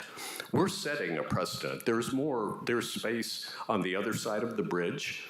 The city's invested tens of millions of dollars in the waterfront, and the inclusion of the Boulevard District with these guidelines, including facing front, if it would be, the front in Nayland is a matter of inches, really, or feet. I would just urge you to not just ignore the guidelines that are there. They're there for a reason. Sure. And so, I mean, you can kind of put lipstick on the pig, but that's, I mean, anyway, that would be my only kind. One last thing I wanted to say when I was cut off before because of the clock, we really want a project there. We would love to have some input with the developer. We want density. We want all the things that they want to do. But we really think to approve such a design with so little public awareness on something that is, in fact, a public-facing building that will be as dominant as any on the waterfront is something that's worth some concern and some allowance of the public through the paper, through the News Sentinel and the Compass and everything else. So anyway, I just wanted to say that's one of the concerns I wanted to get at the end, is this is an awful big thing with virtually no public notice and one vote. I would actually have a question and follow up. Okay. John, you're in control of this. Oh, thank you. I mean, I have some thoughts on the scale, but I was wondering, I mean, the opposition mentioned scale. Right. What would be a appropriate scale for a full-scale development for this entire site, including hill, locus, Right. front? Appreciate that. And actually, we're on two lots. I would say, speaking for myself and not necessarily speaking for anybody else, I appreciate what the developers have done on the Hill Avenue upper portion. I think that's appropriate scale. I think this is two lots. Nothing mandates that you have one building, one L-shell building on two lots. So I understand the economies of scale. To me, the appropriate scale that does give a return to developers is literally is having a lot less garage, having the building mass possibly with a tower. I mean, I'm not an architect or design, but something that does preside an entire wall. The form-based code for South Waterfront, we spent a lot of time on that, mandates buildings be split. There are all kinds of design elements that are preferable, that work against one solid mass of wall, little tower, a little change in elevation, other things that could be done there that I think would make it much more amenable, and also take the mass of the garage as being the thing that fronts that fronts front or Neyland. So we would like I'm just saying for myself, to delay the approval of this pending some discussion, real discussion and input. The meeting of public input at a meeting isn't a fait accompli a few days before a meeting. That's not good faith. And it's not good faith to have a building saying we're not going to let the public see it till after the vote. Oh, thank you.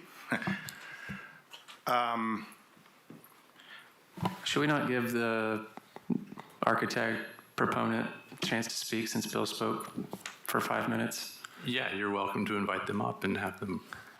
If you guys would like to come up and talk in proponent's not the word.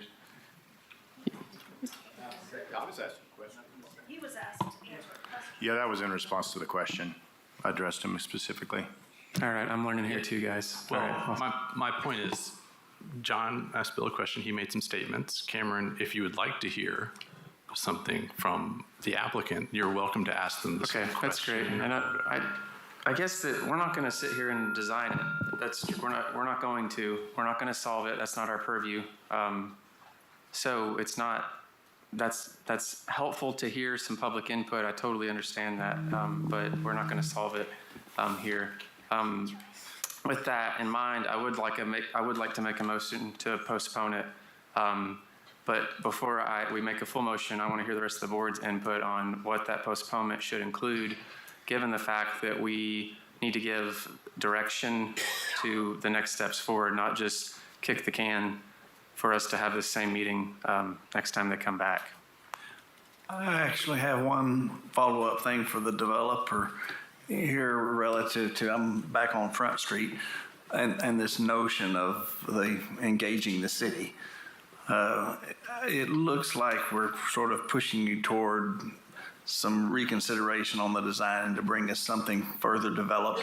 I think with the input you've gotten tonight and perhaps some additional input along the way, and we talked about there being no experience on Nayland, it suddenly occurred to me you have the opportunity to create one. Many of our often considered problem parking garages, the solution is grade level retail or something like that. And the site may be prohibitive, but it might be worth studying the Nayland front parking garage grouping there as a possible opportunity to bring people down into that area, possibly residents of the building, or maybe even something that might engage those hardy hikers that might go down Locust Street if there were additional entrances and pedestrian inviting environment down the Locust facade that could engage front and once again soften the garage, but to help create this vision of a boulevard that we keep talking about.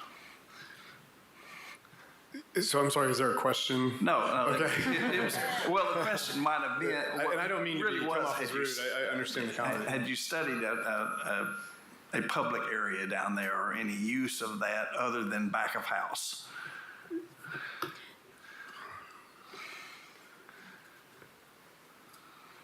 So what you're getting into is kind of this concept of what is marketable, right?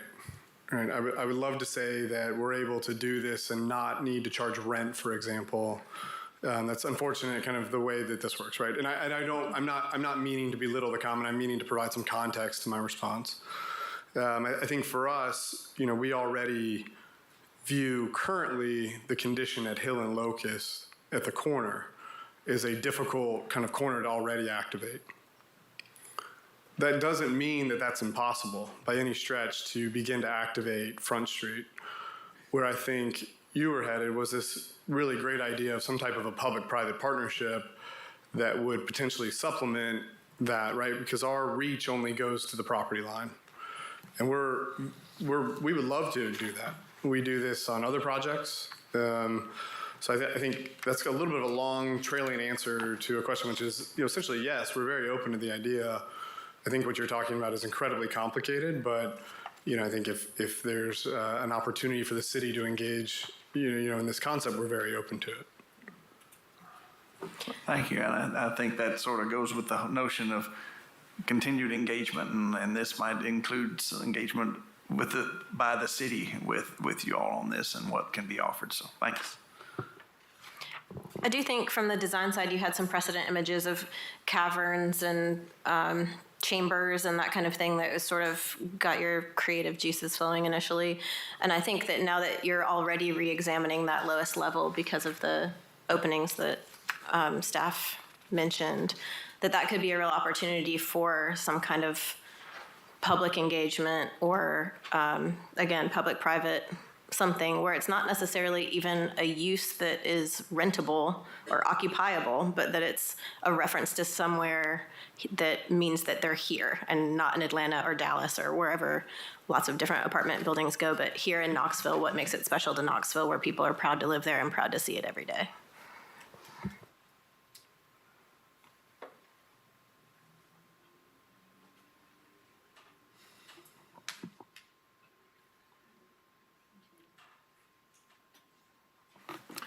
I'd like to see more detail, Cameron, to your point. I'd like to see more detail related to, obviously some things have come up. I echo the concerns that we need some time to discuss this and digest all the comments brought. Some of these views of,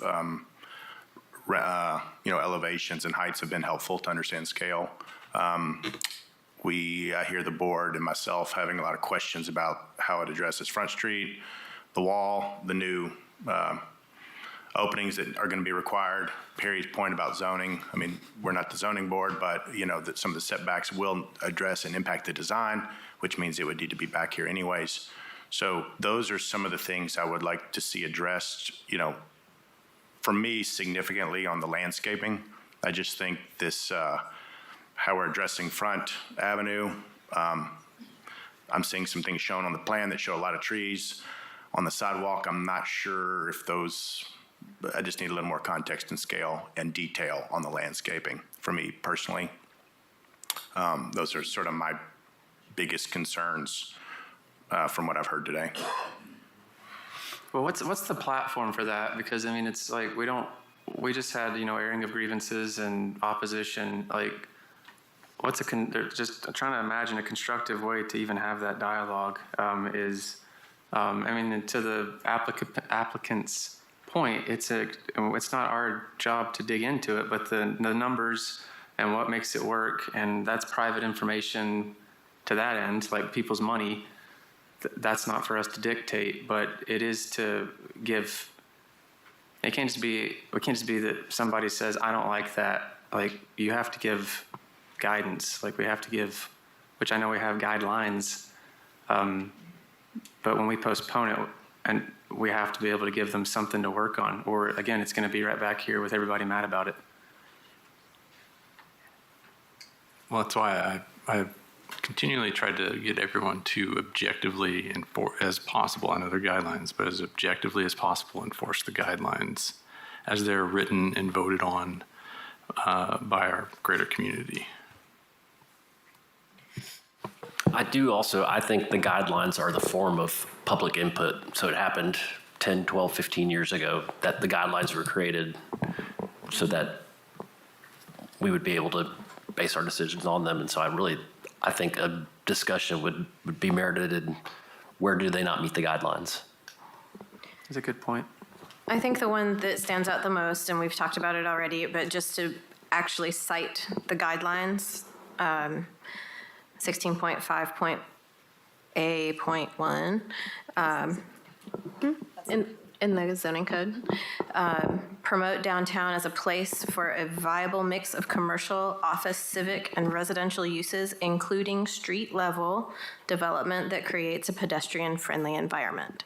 And I think that last phrase, creates a pedestrian-friendly environment, is one of the biggest concerns that we've talked about today, just because of the difficulty of the site. But that is, as you've heard, a really huge priority for the city. And so I think, to your point, Cameron, anything that they can do to improve on what they have now in that effort would be welcomed.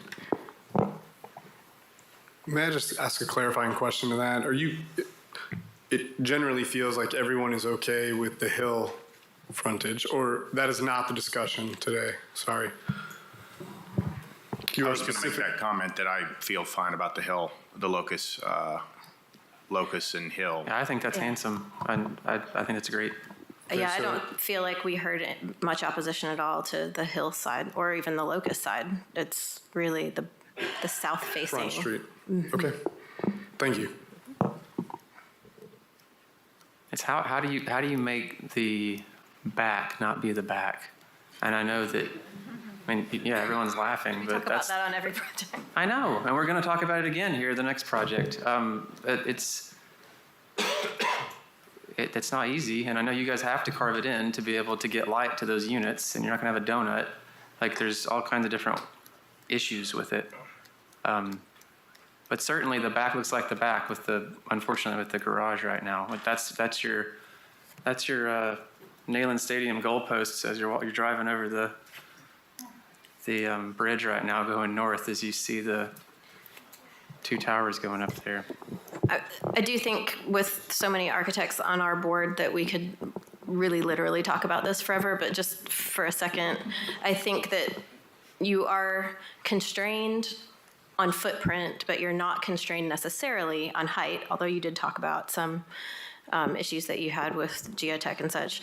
But if there is a way to carve out less footprint of the garage to give more to the pedestrian experience and make it taller, again, I don't know the economics of your situation, but if there's a way to look at covering less of the site and going a little higher to make up for it, that might be a solution.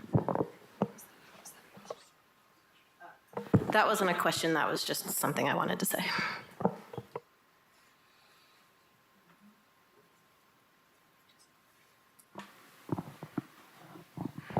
I make a motion that we postpone for further discussion between applicant and opposition, further study of the things we discussed. Is this, John, just for a clarification, are you postponing to the May meeting for a 30-day or?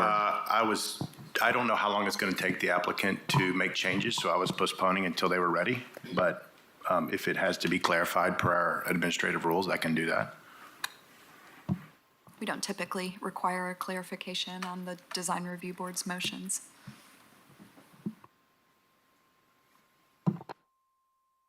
I'd second that. I think I made the first motion, so I'm reverse seconding it.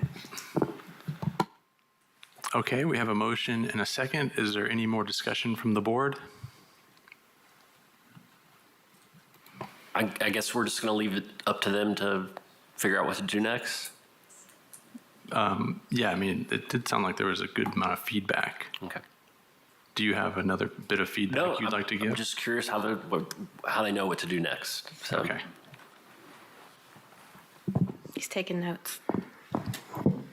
I can give a brief, so we, staff, city zoning, and planning staff will provide specifics on the zoning code issues that they definitely need to address. We also typically provide summaries of the discussion and refer back to the video should anybody want to go back and rehash that discussion, and then we're happy to facilitate anything else on that end.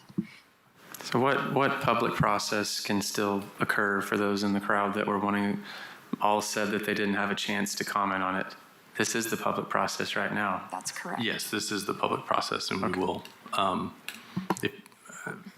Bill's trying to tell you what the public process is, but you'll have to ask Bill to tell you. But I was asking Lindsay, but thank you. Okay. So that, and this happens in the planning commission as well, it's the responsibility of the applicant to reach out to the neighborhoods and engage that process. That's great. Responsibility to them. Okay. We have a motion in a second. Yes. Does that conclude comments or extra discussion? So we have a motion and a second. All in favor? Aye. Aye. Any opposed? Thank you. Thank you. Oh my, can we take a recess to use how about a the 3-minute facilities recess? and reset? Thank you. I drank a whole coffee right before.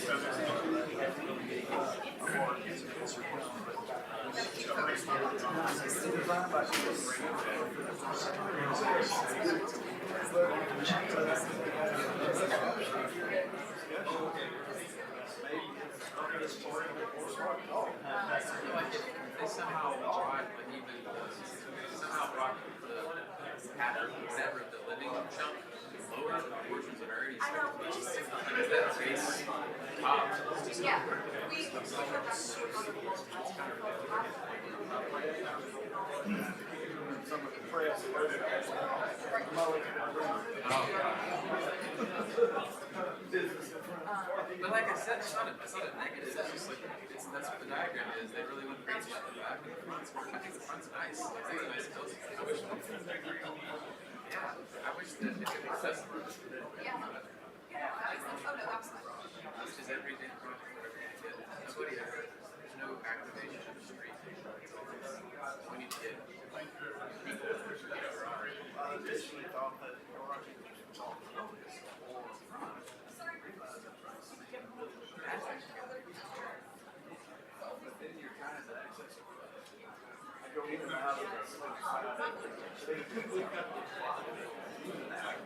oh, no, that's State Street. Yeah, absolutely.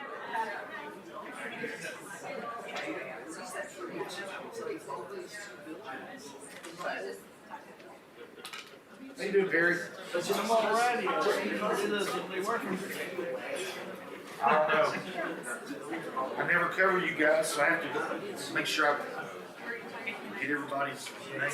Well, we're on in my notes, everybody's, he's one, he's two, you're three, she's four. And I don't. Now I've got to make sure I don't think I'm listed personally on the website. I don't think you are. I'm listed as a community. The website design isn't even center. updated. Yeah. It has Rick down as vice chair when Suzanne is vice chair.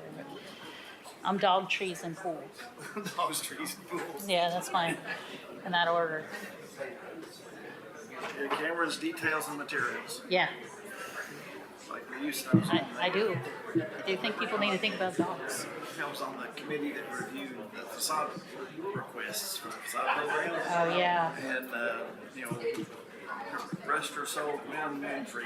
Oh, yeah. Was on that one, and she was lighting and security. We look them all up.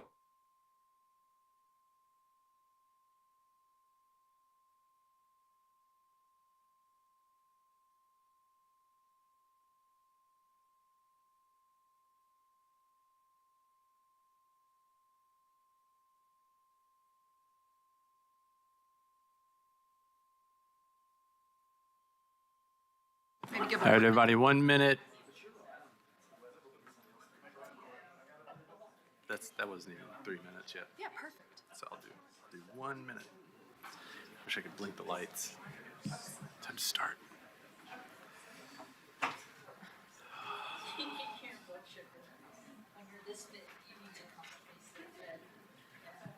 I know the planning commission has snacks. We should have brought snacks. We should have. The planning commission has. Oh, I just heard fed, and I was like, yes, I want that. I have no, here it is. I'm like, where's my thing? I was seriously worried about that. It's rough.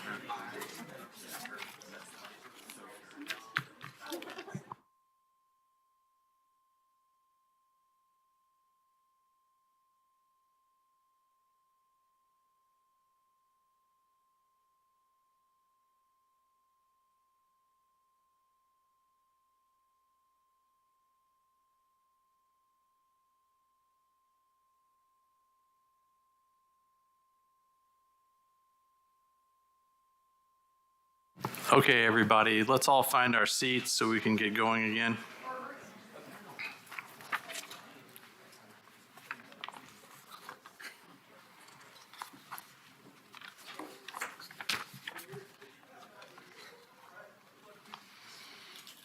Rick, Cameron, Perry, please come back.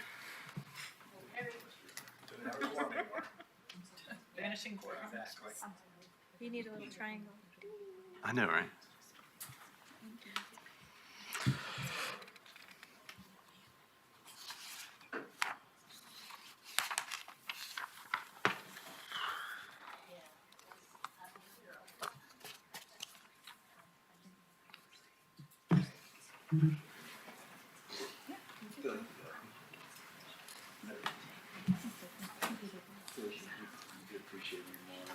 All right, it looks like we might have lost one, but we still have a quorum, so let's get started again. We will talk about 516 West Vine Avenue, 4E24DT. Lindsay, please present. All right. And I will also let the applicant speak in detail, but I'm going to go through these, a quick summary and go through the findings. So this is a proposed new 5-story residential construction. It's proposed for a rectangular site at the intersection of West Vine Avenue and Locust Street, which currently features the Carpenters Union building and a surface parking lot. The building is L-shaped. It extends the full length of the parcels along Vine Avenue and Locust Street, and it features a surface parking lot that's recessed behind the building.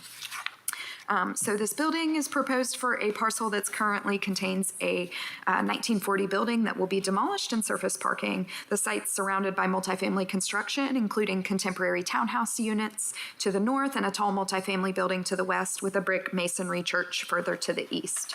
The blocks feature a limited amount of pedestrian activity as it's somewhat disconnected from Jackson Avenue by topography and the rest of downtown by Summit Hill Drive.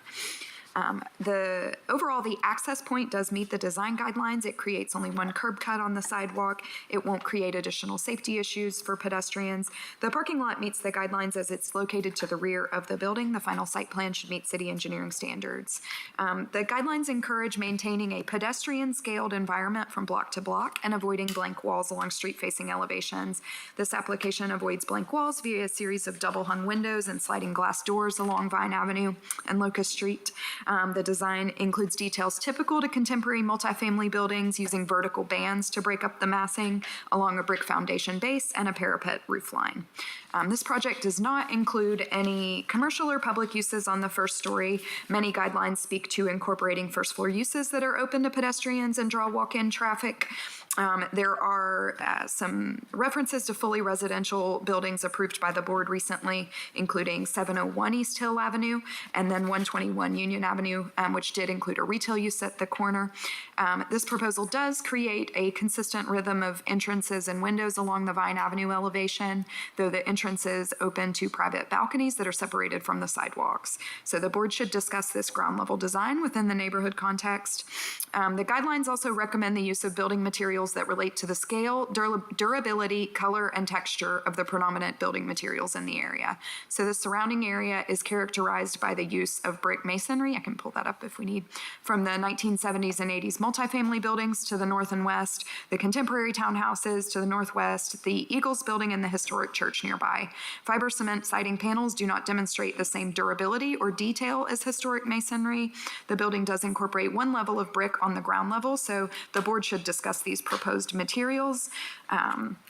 And then there are findings related to mechanical and service utilities, and then the guidelines for residential buildings. So the staff recommendation here is approval subject to the following conditions: that the applicant revise the exterior cladding to incorporate additional masonry or other materials which meet the guidelines to relate to the scale, durability, color, and texture of the materials in the area.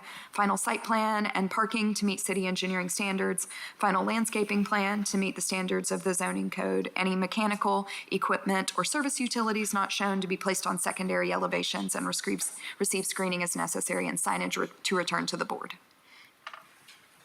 Thank you for that, Lindsay. And I'm guessing you're the applicant and would like to add something to what Lindsay had to say.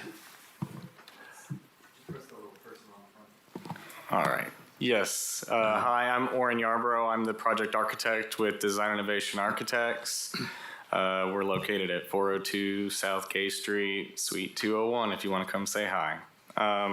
So yes, this project is a 5-story apartment complex, 89 units.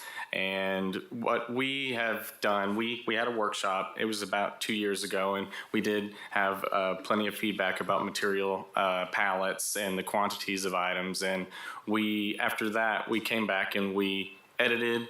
We added brick actually on the corners and at the front at Cafago. It's a stepped facade, so it looks like it's 1 story at the Cafago side. If you hit the next, that front right there at the upper left, it's like 20 plus feet right there of brick, even though it is just 1.5 stories. We did add at the corners though, and we changed the material palettes at some of the corners as well with darker elements.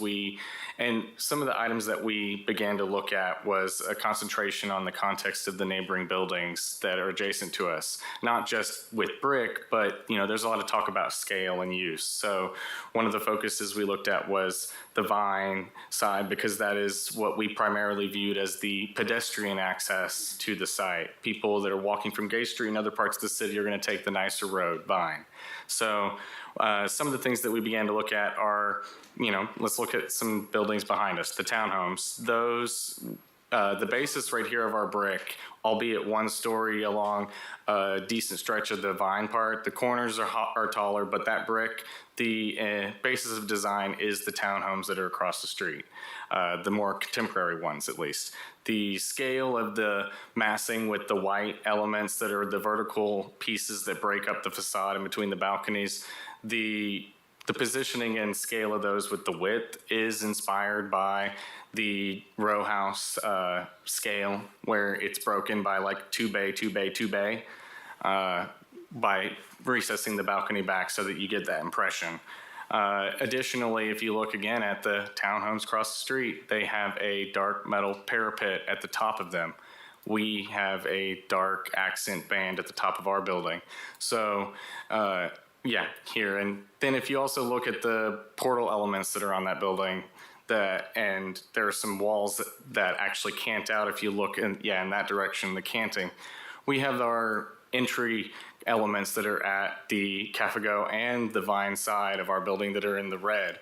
That element cants and is a portal-like element calling out the entry on both sides of the building. So, and then if you look at the locust side, we also kind of have a larger portal piece that wraps around the balconies. So aside from material choices, we have found other elements of attractive buildings nearby that we kind of think have a lot of merit and borrowed them and pulled them into this building to complement the context surrounding us. Additionally, here, let me look. Yeah, I wrote about that. Oh yeah, I do want to bring up the red element. That right now what you see in the rendering is like fire engine red, but that is to help us with we've just kept it that way the whole time while we've been working on it because it's good for renderings in contrast, but the reality is it's actually going to be a pack-clad material, most commonly the colonial red, which is a palette that very much matches like a dark brick. So it will have a palette that at least pulls in some of the complementary brick around us, but primarily it's the neutral tones that borrow from the contemporary row houses across the street.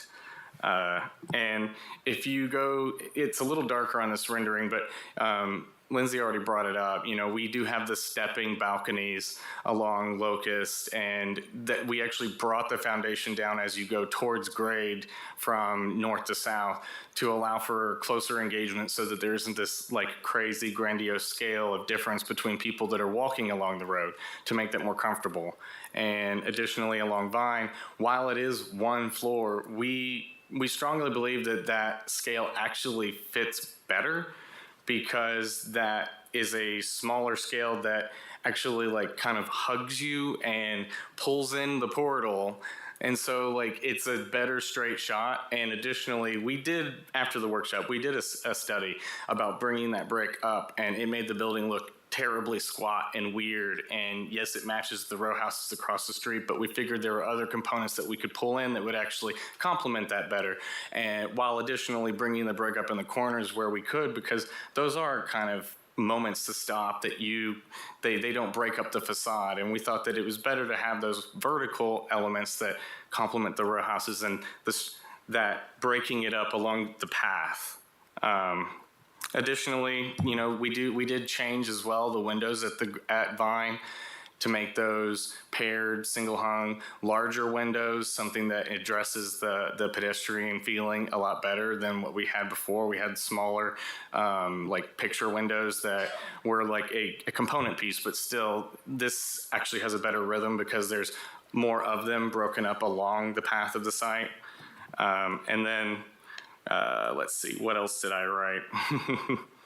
Well, I could just end it right here. I think that what we have two fronts of this building is the way that we kind of view it, and we strongly believe that the Vine side, while there are some material items that could be discussed, I think that the scale and the breaking it up, there's a lot more movement along this facade than some other buildings that have been brought up.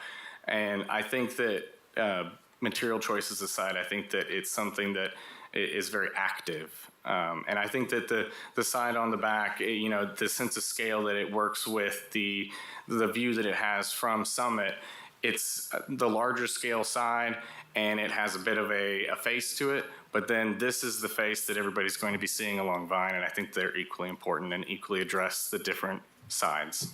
Thank you for that. Is there any opposition that would like to speak, or somebody that would like to speak for it? Yes. You're the applicant?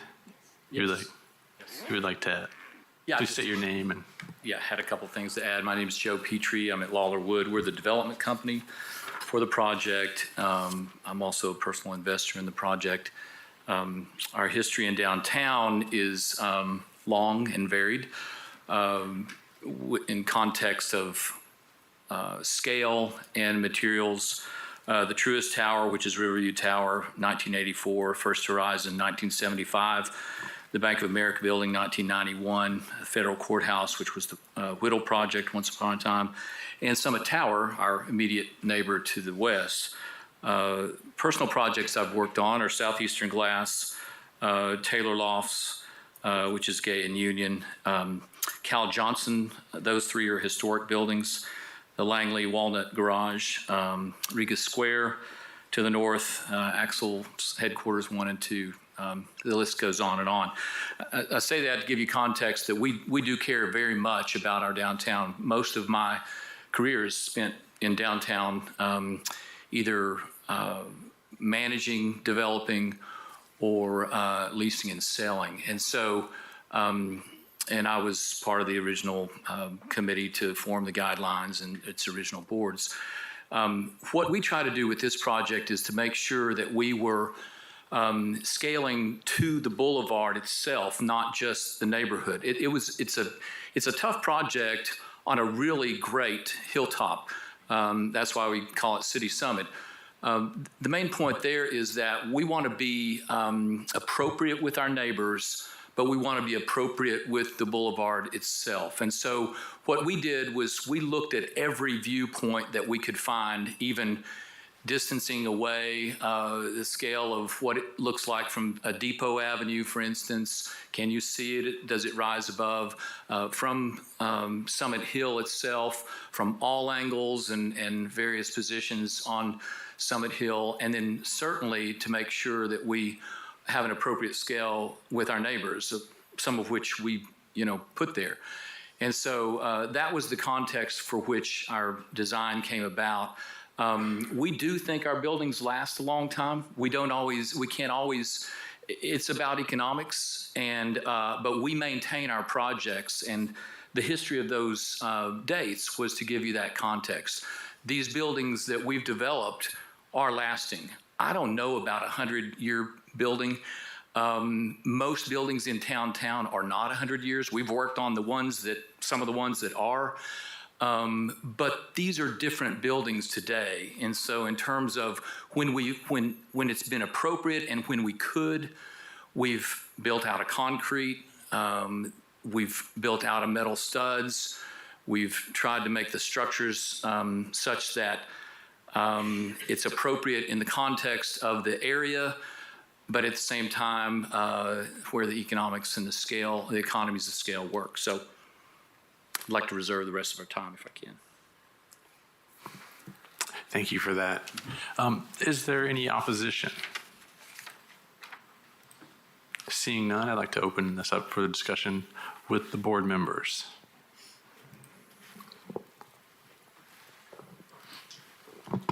I have just a quick question. Sorry, I realize I may have just cut you off. I see that you say you're going to talk about landscaping. To me, from a pedestrian perspective, landscaping can be really important. So tentatively, could you where you? We sent the landscape plan after the fact to Lindsay. I actually wasn't sure that's she was going okay. to include I'm it. sure she's been a little busy, maybe Yeah. with some other things lately. Well, and that was modified from some of the Yeah. comments from the original workshop. Yeah, I remember talking about trees and dogs there too. Yeah. Yeah, We like both. yes. So one of the questions I had. Oh, yeah. By the way, we've also tried to kind of buffer the lower areas of our foundation. If you look, we've got landscaping Oh, yeah. all around the Okay. building, so. Wonderful. Yeah, I mean, this is the first time I'm seeing this, so I had some questions about trash and where you're like locating your trash. We're not going to generate any first. So totally Convenient. sustainable. Yeah. No, in all seriousness, I'm sorry.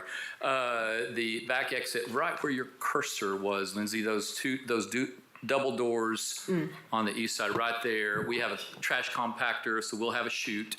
We actually have a position not on the property that we can put the compactors. We've noticed, some of the areas where, some of the new hotels, some of the new apartments are just putting them in the street, and we've got a position for ours actually across the street on private property. So, okay. Just the days that it's picked up. So for clarity, what are you doing inside and what are you doing off property?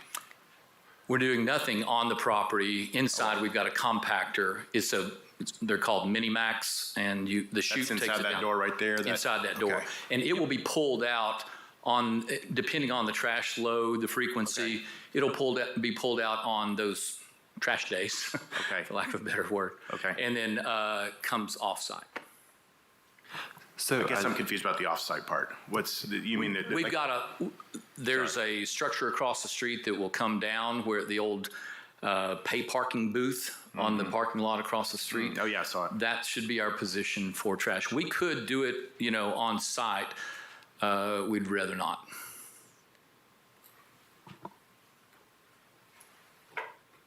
I just had a quick comment about the trash. So I used to live in the Armature building, which is kind of below where this is at. And trash was just horrible there because it's just the rolling carts. But one thing that I just want to highlight and appreciate is the landscaping around the parking lot. One thing they did at the Armature was put trees kind of around on that front side facing Jackson. And it just created, coming home to that, you're having that greenery. So I appreciate that. With the trash though, I'm still somewhat confused, as like John commented, if that is that going to be across the street or just visually, where is that going to? See under the A of Cafago on the middle Cafago, the one to the right, screen right there. See that little building top right there? That's our intention to, whenever it's appropriate, run our little mini-Mac over, set it right there, truck comes, picks it up. These things are not, they're not foolproof, but they're the best we can do. I would cite, have you ever seen trash at Riga Square? No. Right. So that's what we're doing. Okay. So we're trying to do the same thing that I did in a previous development. So as you kind of touched on engaging the boulevard, which, Summit Hill right there. I just visually from Summit Hill, what would that look like? Is that something separate that would come to our board, or? I'm not sure I understand. It's just a cart, right? It's like a piece of equipment. Yeah. If you've driven by the, let's see, what is it, Church and Henley project, and you are on Locust, I guess, those little compactors, they're compact, they're closed, they can be locked, and they're rolled out to the street only on trash days. It's kind of like bringing your bin out from, behind your yard or out to the curb. We just keep it inside the trash room, and then we'll roll the big cart out, and we're going to park it right there that day. And then when it's taken that morning, we roll it back up. It's like a little cube, right? That's the best description I can make. What we're trying to avoid is, the trash cans with the lids, and the lids are open, and people are using them, as they walk by and that kind of thing. It's not appropriate, not I can't say it's not possible. People figure out ways. But we don't want that to be unsightly. We don't want that to reflect on the project. And so the idea is that project this scale, 89 units, not big, very difficult to do these in-between projects and get all the amenities. We're not going to have a pool. We're not going to have a parking garage. We've tried to create the service area for the parking lot to come and go more than anything. Now, there might be some nighttime parking there. We have our accessible parking there. People will come to rent apartments. We'd like them to come there, park, view. So it is an inviting entrance. We've got a little facade at the end of the sidewalk in the middle of the project where it comes down from the door and comes straight to Cafago. And it's kind of a little, it's not an arch. I don't know what you call it architectural. Yeah, it's like a portal or a gate, kind of. And it kind of mimics our red ribbon on the building. And that's kind of a passageway to what we're trying to do is have some parking across the street and have a secured pathway. To your point about the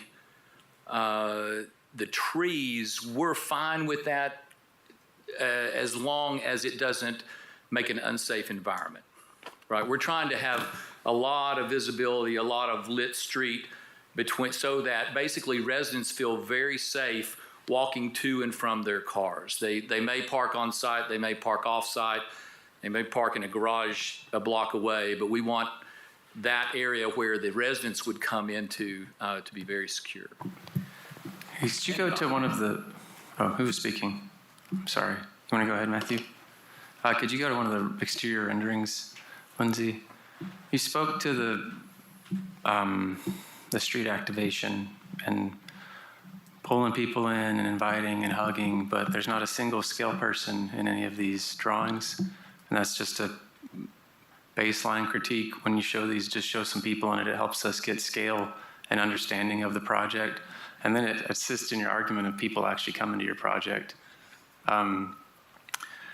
You spoke about a lot about the Sanders Place project across the street and how you're mimicking some attributes with that. But the reason that project can pull off what it's doing with is because it's full brick masonry, is because it's sited and scaled correctly. What is it about this project that doesn't get that same kind of care with materials like the projects that you're referencing? Well, we think we've been very careful. So you might have a difference of opinion, but we've been very careful with all our projects to appropriately relate to the scale. I assure you, had the Sanders Pace project been taller, it probably would not have been all brick. I don't know if you worked on that. But it also has a concrete base at the ground floor. And so we're trying to do one look. For instance, that east-facing side that you see there, that requires none of what you see in design there. So we've tried to do openings, we've tried to do the same materials, we've tried to vary the depth, but essentially this is zero lot line. So that's right on the Eagles lot line, and that could be a blank wall. We're trying to do a full project. We almost sit on a little bit of an island. It's a peninsula, if you will, if you include the Eagles on our block, which we do. But we wouldn't have to do that. And so we've tried to take some extra steps, not in anticipation of what might be built next to us, but in order to have the right look on, if you were walking all the way around the building. And what made this project not have any ground level retail? When we designed the guidelines originally, we were scraping for retail in downtown. That was yesterday. Today, we have retail in downtown, and you're one block from Market Square. So having 30-some years of leasing experience and most of that time in downtown, I can tell you retail develops along corridors. It does relate to pedestrians to some degree. It relates much more to people coming into downtown, using it, and then exiting. And so we've tried to do retail on corridors where it was appropriate. Those corridors, everyone knows Gay Street, Union Avenue, Market Square, things like that. We went for the Boulevard District zoning in part because we didn't think it was appropriate to have retail on the ground floor, trying to pull people to this project up on Summit Hill to go to. You didn't think it was appropriate to have retail on this project? No, I don't. And that's from lots of years of trying to lease retail in downtown. We don't put it on every aspect of every block just to have more retail. It's appropriate in nodes and in certain areas. But I think your last applicant just talked about the coffee shops that always go out of business. So we don't want to set anything up to fail, certainly. And this is in the same context of our neighbors are all residential. So we were trying to be residential like them. Summit Tower is 100% residential. So is are both townhouse units. And we think if anything is developed on the vacant parking lot on Vine, that's probably the case too. The Eagles is, a private club, but we haven't tried to pay too much attention to that because we think that building probably does have an expected life. So, Cameron, I did want to have a discussion about whether retail should be included on this project, and several things come to mind. And one, the comment I made earlier about the coffee shops failing on this end of town is because they're not on this end of town. But once we create that momentum, then it all of a sudden becomes a district. But I'm on this hill in particular, I'm thinking about several opportunities. So one is Vine Avenue. It's easy to walk up from Gay Street. Much more difficult to walk up from Summit or Jackson. But there's a development that Lee Birch is working on, includes some housing, but there's an opportunity for a retail experience going that direction. The same thing is true of the Eagles building itself. At some point, they're going to eventually say we can let go of this building and something's going to go on that big block. The block that is going to be used for some parking where the trash is going to be is another empty block. And then we know that the city is about to release RFQ or something for the McClung Warehouse District. And there's an opportunity to connect. It's a steep hill, so it'd have to be a creative solution, but to connect that hill to Jackson below. And I think if you put a restaurant on a hill, a prominent hill in Knoxville, and it was the right restaurant, people would come up. And they would enjoy that dining experience. That's why I wonder, we could say, there's none up there right now, it doesn't work. Or we could say if we don't add it on this one, it's going to be that much easier, more difficult to have to create a district in the future. So that was a thought that I had. I'm curious about your thoughts. I think that's a great point, yeah. I used to walk that at lunch, and I would take that route down Vine and then down towards the north end of Gay Street. I could see that being a continual corridor, like you're saying, with activation for sure. I just think another comment I had was that there's something about this that just doesn't seem of its context, and the fact, I know you mentioned all the spatial things you've done, but it seems like it could be anywhere. Like, it seems honestly like housing on the Cumberland Avenue district or something for student housing. There's just something that's not. We brought it up today with two other projects, durability and scale, durability of materials and that sort of thing. I just don't. And it's not just durability, it's about the patina of the material. I know that, like, brick, I'm always going to bring up masonry, but, like, that's what makes Knoxville is not brick. It's about materials that age and patina, and when they age and weather, they're better for it. I know that brick, if we're going to talk numbers, it's like 1% to 2% usually of a project.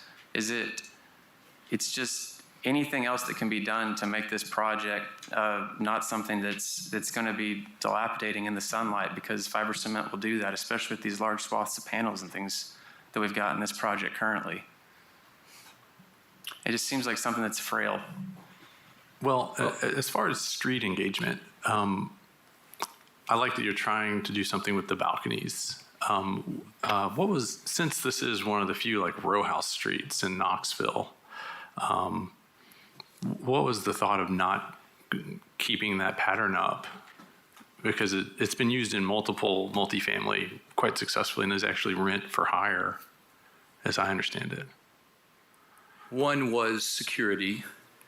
We have a very transient population with a district that's a short 2 to 3 blocks away across across the Broadway Viaduct. That is a pass-through. So we care very much about the folks that will live there. That has been done very little in Knoxville. Marble Alley may be the only example I can think of. You may have more. Marble Alley, as opposed to our development, did use, I think that's an EAFS project, is it not? I believe so. And so we were modeling also about following the guidelines. It appeared to us, looking at Church and Henley, there's almost no brick on the building.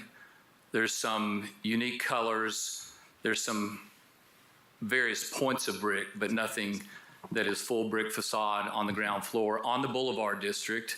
So we were kind of using that as our example. The buildings that are most that are closest to that, with the exception of the old Miller's building, are all marble in some context, in some predominance.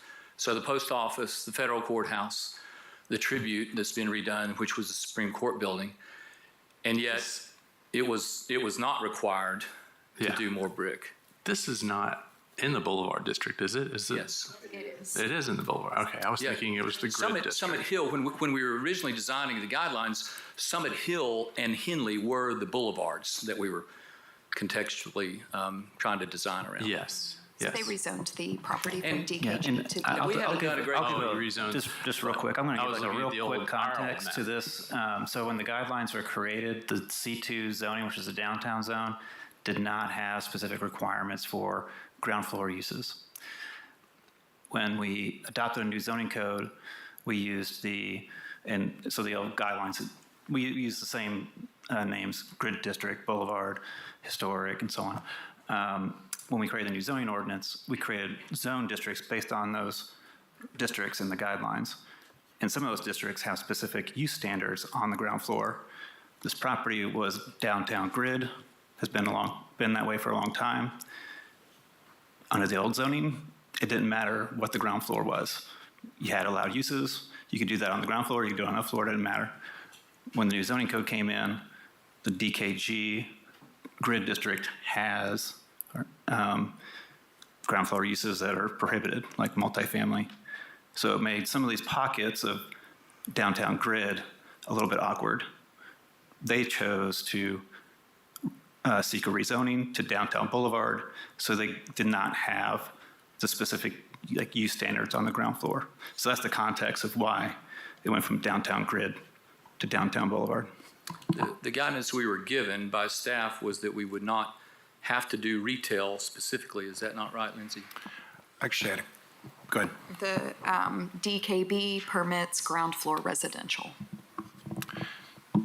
So I was going to ask the question to our staff and team, to some of the dialogue I just heard. The Boulevard District does not allow you to exclude retail or commercial space. It just allows other uses on the first floor. Correct. It allows ground floor residential. But there's nowhere that I didn't see anything in the Boulevard guidelines that said commercial is not required anymore. That's up in the front of the public space guidelines. Right. And the design guidelines don't speak specifically to use. They speak more to the ground floor experience and the pedestrian experience. Okay, so then if this is the Boulevard District, is the Boulevard Summit Hill Drive then? And that's, so my other concern is the parking.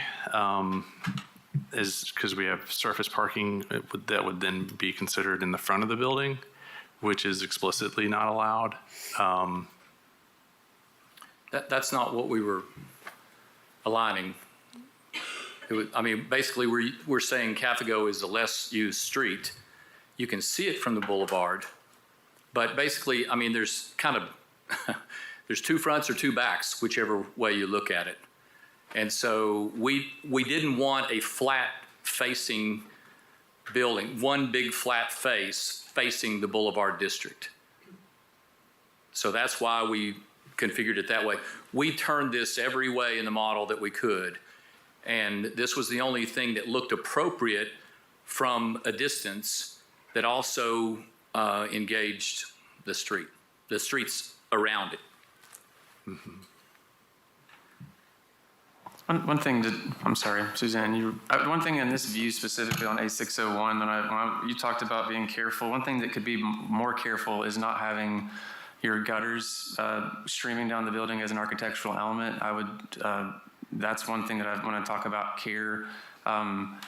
We've gotten past brick. We're not using brick masonry for whatever reason because of the numbers, all of that. But like the fiber cement that is being used is used in every which way that is not mimicking at all in a pattern or scale of masonry or lap or horizontality. I personally just specifically despise the flat panel 4x8 sheets of fiber cement with batten on the outside, which I think are these corners. So that's the kind of care of like, that's the cheapest, dumbest way you can put fiber cement up, and it's going to be the worst longevity of fiber cement that you can have. If you're going to use fiber cement, use it as a rain screen, use it as a lap, use it as something with a reveal that actually pushes and pulls whenever it's exposed to the sunlight, and do it in a way that is somewhat mimicking and hinting towards, in a modern way, a masonry context, if you're not going to use pure masonry.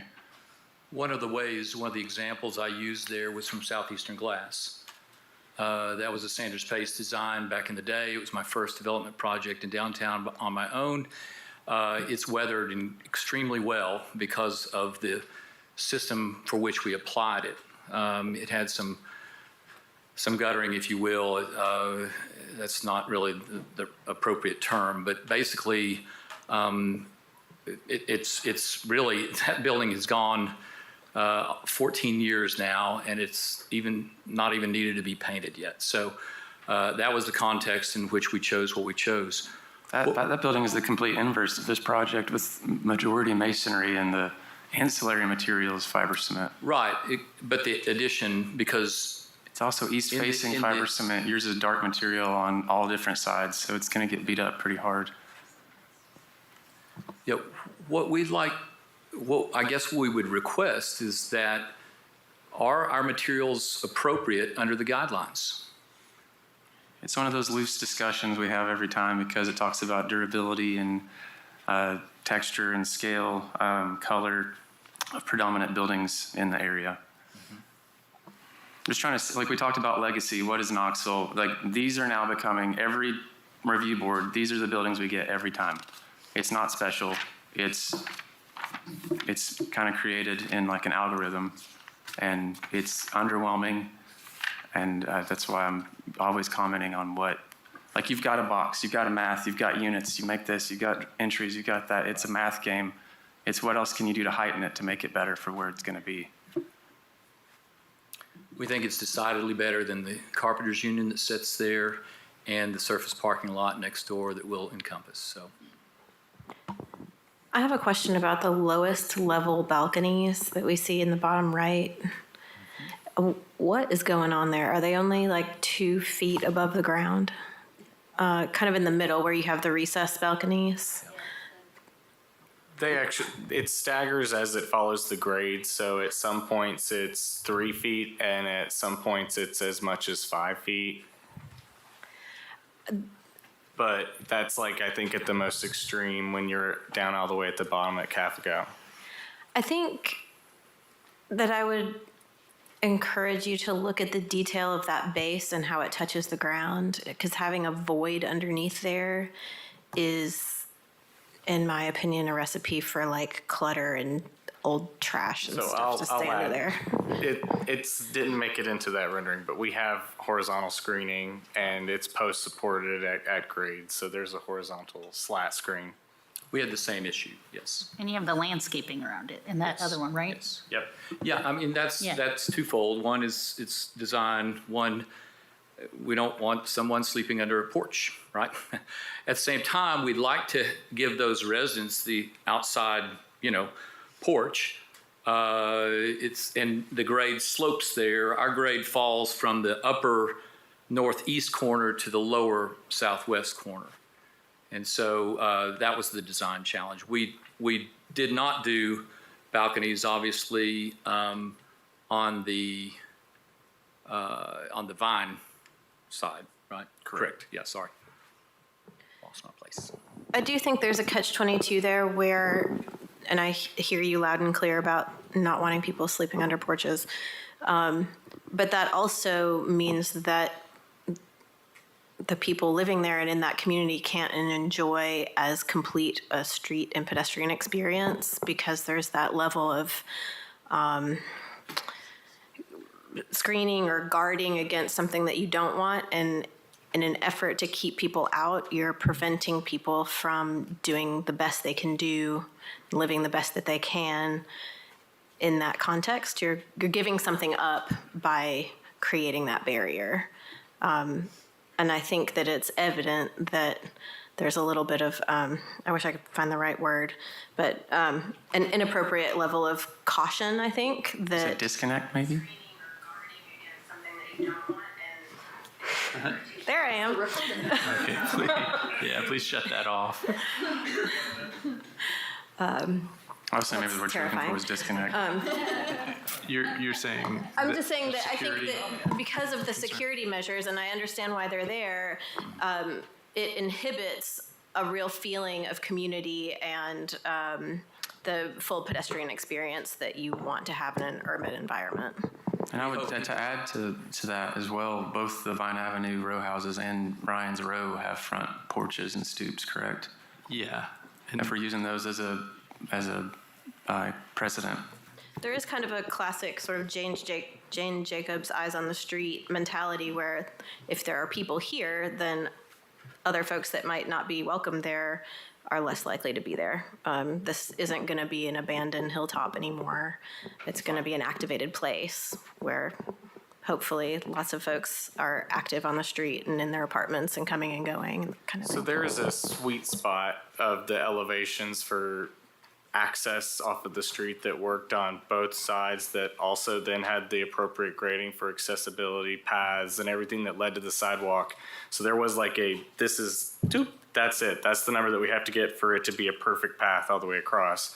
And that set the ground floor. And we did step the dog leg of the L, I guess you could say, to bring that down to Cafago and engage with the balconies. But along the Vine side, without stepping then up, they were actually a foot under the grade at the slab and the corner closest. So it's the opposite of the row houses where we don't have stoops. We'd have like the New York step downs kind of, and not even a cute one. It'd be like a foot. It wouldn't be like something that would actually be engaging worthy.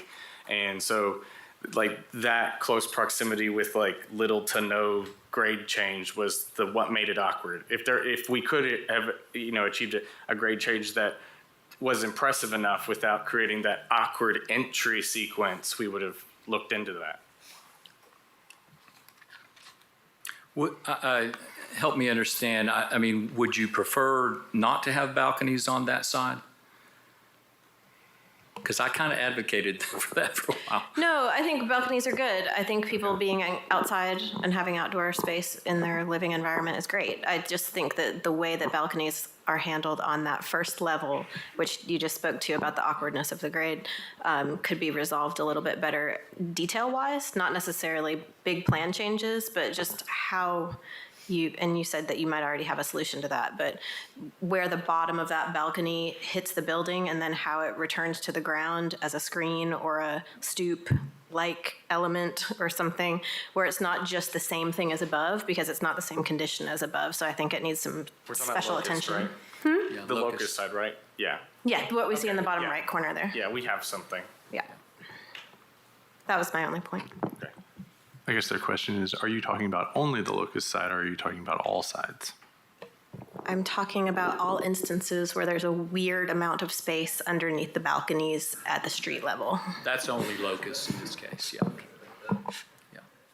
It was just a grade issue. We looked at it without balconies. We added the balconies back. We had the foundation coming out to the edge of the balconies. That looked horrible. And then we do think that the landscaping around there really solves a lot of that problem, and we understand it's a problem. Yeah, but we shouldn't just use landscaping to hide our problems. But that's not what we're doing.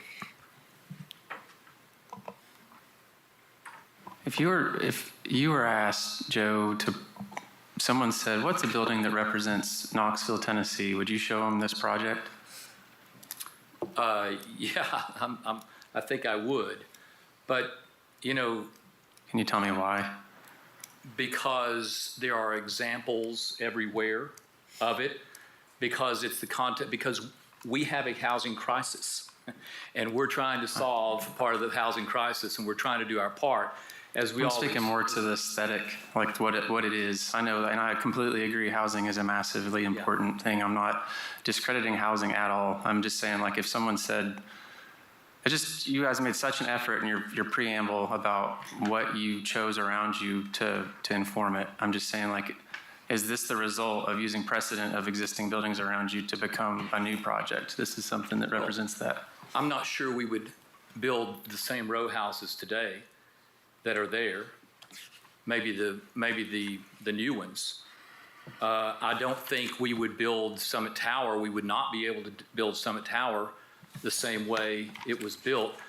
You can't take the design out of the economic context. I totally agree. I'm just asking if you were going to show a project that said this is of Knoxville, someone's like that, or that makes me think of that when I've been there. That's something that would go there. Is this project that? Yeah, it absolutely is, because we believe that people will want to live there. We believe in the views that we can give from that site, and it is imperfect, right? But at the same time, you have to weigh those things against doing it or not doing it. So yeah, we've had offers to sell the land to hotels. I don't know how you feel about that, but we can certainly do that and probably double our money and walk away with no risk. So yeah, I am going to be proud of this project, absolutely, because we're doing what we can in the way that we can at the time that we can. I'm just trying to get to something. If you have a better solution, I'm not here to solve it. To be perfectly frank, the economics of the project are not in our purview. And that's not what I was speaking to. All I was trying to finish with and then get to a motion was, we're always saying, what is a building that's of Knoxville? And I'm trying to get to that so we can point at it as precedent. And I was asking in hopes that you could give me an articulation as to why this is of Knoxville for the next project so we can lean into that. Yeah, but if we were to entertain a motion, not approval or denial or postponement, but one of the first in the staff recommendations is revisions to exterior cladding to incorporate additional masonry or other materials which meet the guidelines to relate to the scale, durability, color, and texture of the predominant materials. That's going to be asked of you per staff comments. What is your all's thoughts on that? Is that something, like, what would you do to achieve that? That's been in the staff comments since you guys have received that too.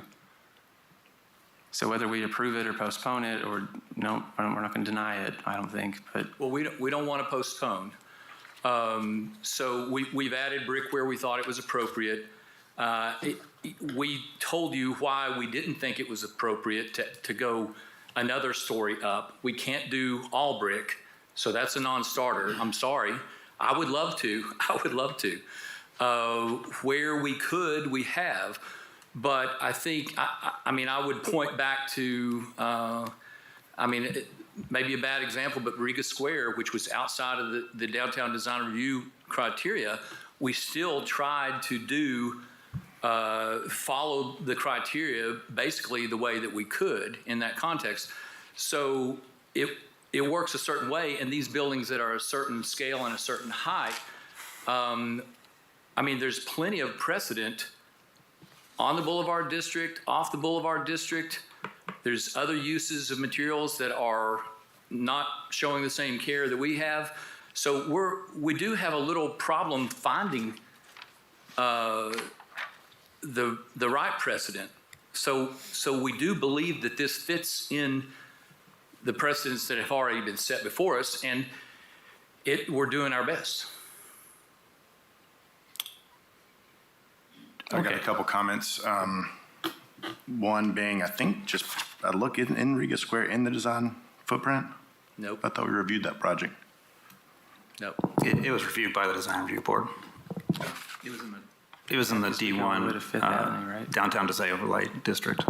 Yeah, it's on that map. Okay. Unrelated. I didn't remember that. Unrelated. I mean, when I look at, I'd like to look at the landscape plan. I mean, a handful of my comments were related to landscape plan. I'm just now seeing it for the first time, so I need to digest this. But I mean, we have, how did you place the location of the transformer and switchgear on the site? I mean, those are pretty massive components that are, 5 by 5 square with, I see you've added screening, which wasn't in the original publication, but I mean, is it possible to get that closer? Or maybe I should just say, how did you cite those?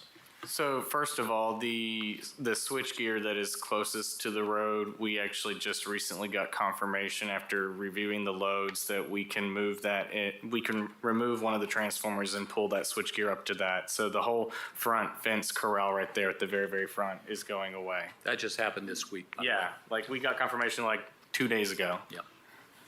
So, but the other reason and rationale for why is because we want to have the path and the experiential part that hugs the building up against the side, and then the natural footprint of where the curb cut needs to go for alignment with any parking or bringing the trash out to the road front right there. So it just kind of left that extra space up there that made the most sense, because you can't really push it up in between the building and the site next to you, because you need access for service. You need utilities to be able to get up there and actually get to it. So we can't hug it between the building and any future 0 or 5 foot like building on the other side. It would create a weird alley. So what's your materiality on the utility screening, fence, and gate? See arch plans. It's a horizontal painted wood slat screen, the same as what we would be doing at the bottom of the balconies.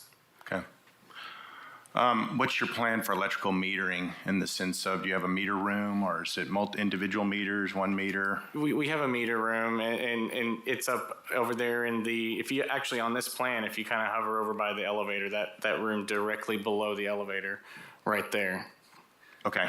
Yeah, so there's not a series of outdoor meters. We had those placed on the side of the building at one time. We were able to remove those. We want everything away, and as far as the transformer, that was the only place to put it.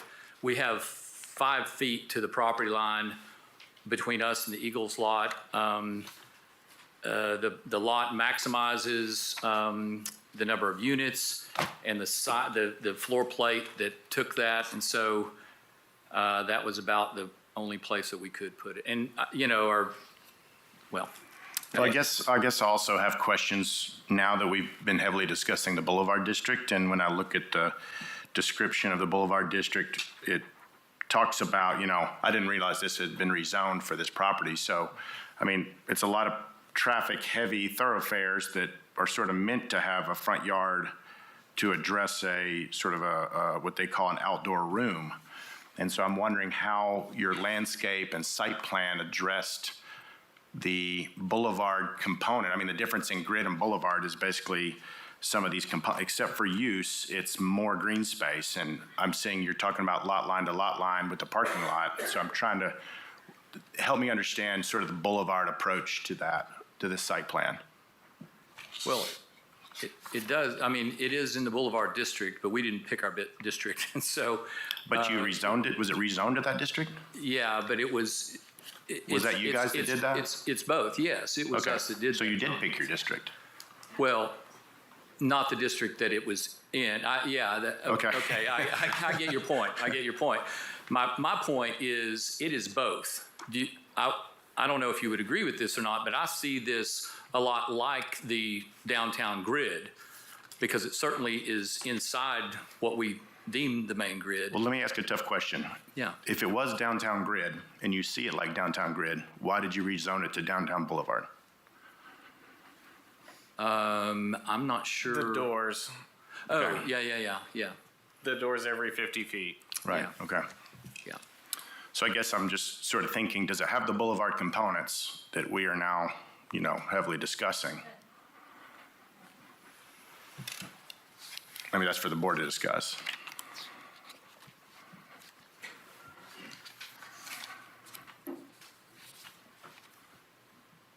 I mean, I guess also, just in terms of materiality, I also don't want to, I guess I'm addressing the board right now.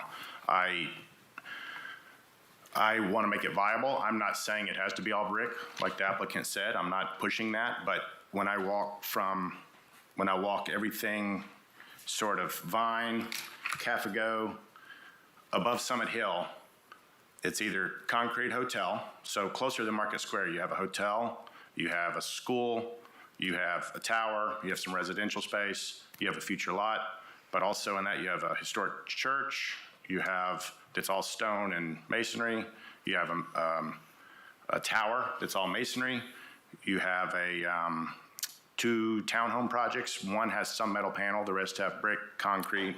So in terms of other non-materials, I'm just thinking if we're looking at exact context, separate from Summit Hill, the materiality, this will be, except for one small portion sort of on the house, there's like a church has a property and it has a little bump out of vinyl siding.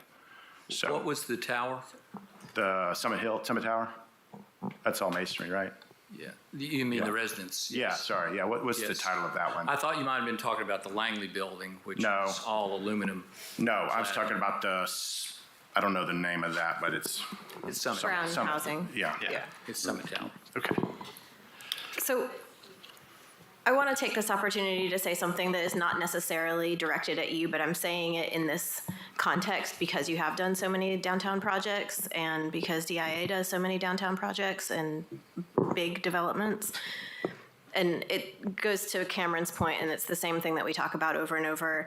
And as architects, we deal with it every day, which is balancing all of the modern requirements of a building, including the economics, which is not the purview of this board, but it is a reality. And I think that what we're looking for, and I know that it is a big challenge, but I know that some firms can pull it off occasionally, depending on the project, that we're looking for an opportunity for some beauty and some poetry in our city. And that sounds like a lofty thing, but there's books written about this place. And there are memories made here, and there are families who build their lives here, and we don't always want to do it in a fiber cement box that looks like every other place. And so I think that if we're going to go and use the materials that have to be used to make the economics work, they have to be used in a really articulate, careful, well-designed way. And the reason that we're picking on you and we pick on others is that we see these same strategies over and over, and it just doesn't feel good enough for our city. Yeah, I would tell you, I'm raising my kids here. My son, my oldest, works for me now. I want him to be proud of this project. Our firm turns 50 years old next year. We think we've added significantly to the landscape of downtown Knoxville. I'm not sure some of those projects would hit the mark today according to the criteria. I think there's still viable and very good projects. They've stood the test of time. I hope this one will. I think it will. I understand. I mean, we have been, you have no idea the hours and the sweat and the risk that I've poured into these type projects, right? So where we could, we have. And I'm sorry if you don't think this is beautiful. I don't think it's particularly beautiful. I think we've done the best that we can with what we have in the context that we have. And I would urge you to, I do believe also when in my time on the board, we talked a lot about precedent. And I guess I am trying to understand, and I'm not asking for, you to defend anything, but for us looking for the targets so that we can hit the targets, I look at Church and Henley and think, well, I think we maybe are a step better. that's in the eye of the beholder, right? And so I don't know. But that is one of the most visible projects in our downtown that I love. And, so we tried to do better than that. We tried to, we could spend more money on brick if we have a blank face, but I'm not doing that. I'm not doing that. So we're trying, and with regard to, we can cut our parking and put a nice lawn out there, but we're going to impact the street and the pedestrian experience on Vine Avenue, on Cafago. People have to get to us, and service providers have to get to us. So I hope you don't come away from this thinking we haven't thought all these things. I'm not sure that I have heard anything that we haven't really kind of toiled over. And we come with this that we think is appropriate. Thank you. Again, my big concern, if you'll pull up the map, is this idea that we're rezoned as boulevard, and therefore we get to not put retail on it, and then that means, but then since we're not right on the boulevard, then we get to put parking right in front of the building, which is explicitly required to not be there. If it was properly screened, I don't know.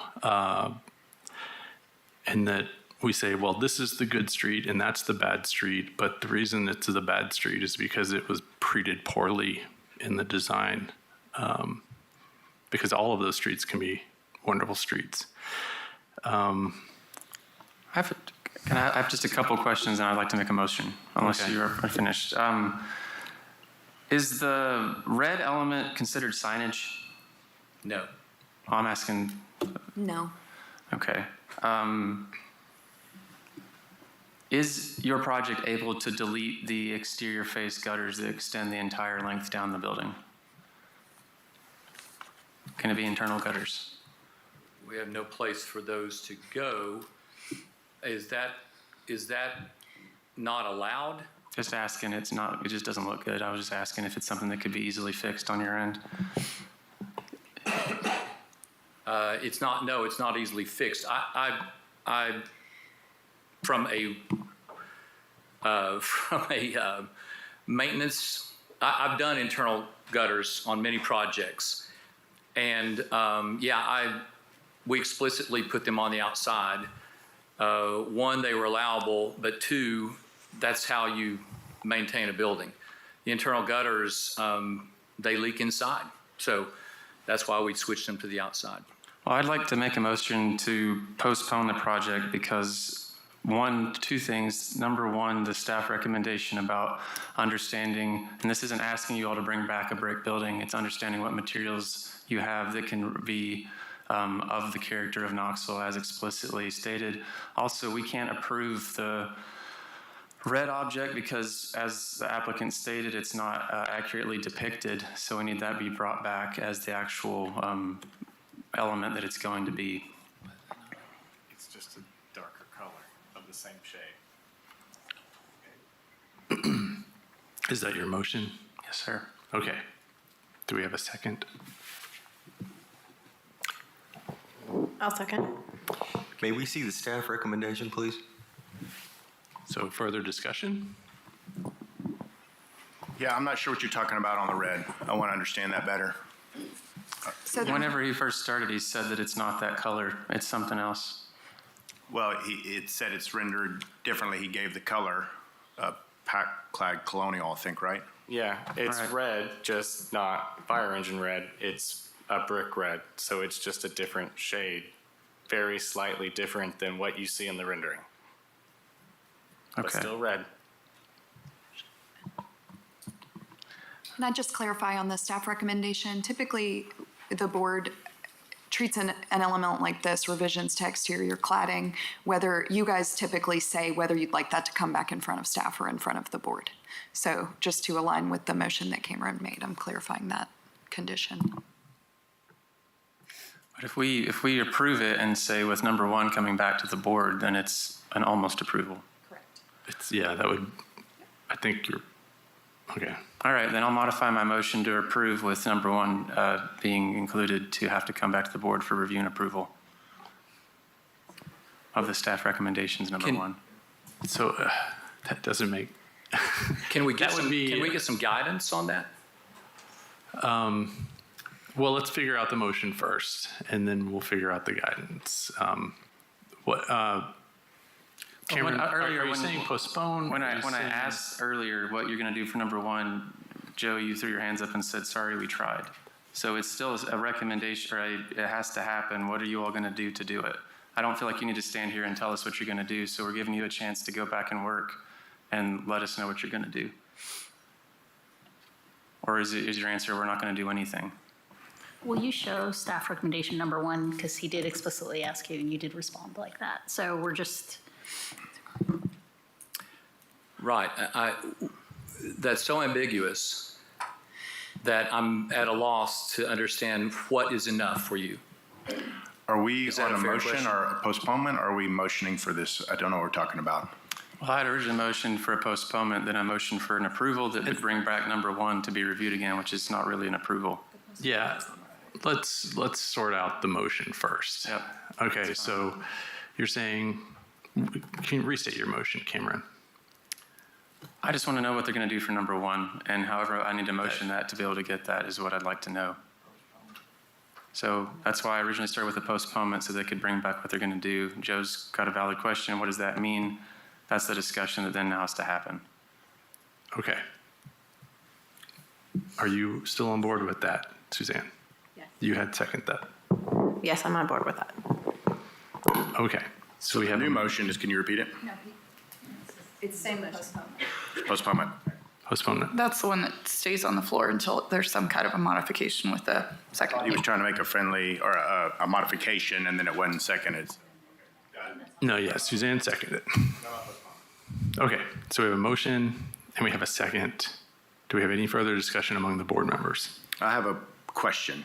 I think just because I heard your comment differently, Josh, my understanding is that the downtown Boulevard District still does not remove the requirement noted for some sort of commercial and or retail space.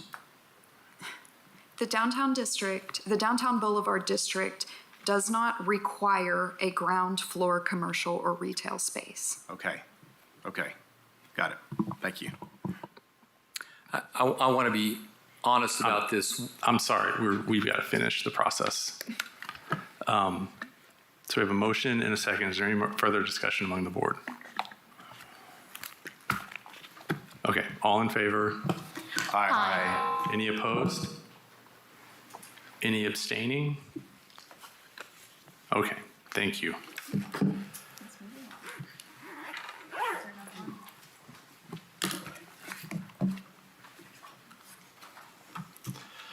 Okay. So we're going to move on to infill housing design guidelines. I'm sorry, infill housing design review. 305 East Woodland Avenue, 4A24IH. All right, we'll keep these efficient. So this is a new primary structure fronting Woodland Avenue. It is a two-story duplex with adjoining front gable roofs and a central cross gable, an exterior of horizontal lap siding, and a stuccoed foundation.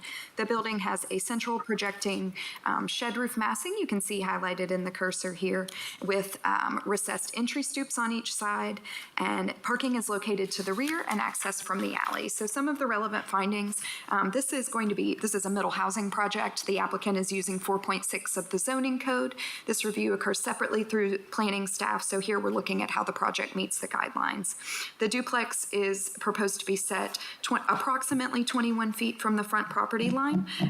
It is aligned with the front setback of the block face, and so the proposed front setback meets the infill housing guidelines and the middle housing code. The parking meets the infill housing guidelines and the middle housing standards as it is accessed from the alley, and if there is an operable alley and located to the rear of the house. There may be final site site plan revisions necessary to meet city engineering standards. This 39-foot wide facade is comparable in scale and width to other houses on the street, especially as it combines 2 units in one structure. There was a 2-story, 41-foot wide single-family house approved by the board across the street in December 2022. While the entry stoops are not 8 feet deep per the guidelines, the board has typically approved similarly designed stoops for multi-unit buildings in the infill overlay. The materials meet the design guidelines. So the staff recommendation is to approve 4A24IH subject to the conditions of meeting the relevant standards of the middle housing and then meeting city engineering standards. Thank you for that description, Lindsay. Is the applicant here and would they like to speak? Yeah, I'm here on Zoom. Okay, thank you. Would you like to add anything to Lindsay's comments?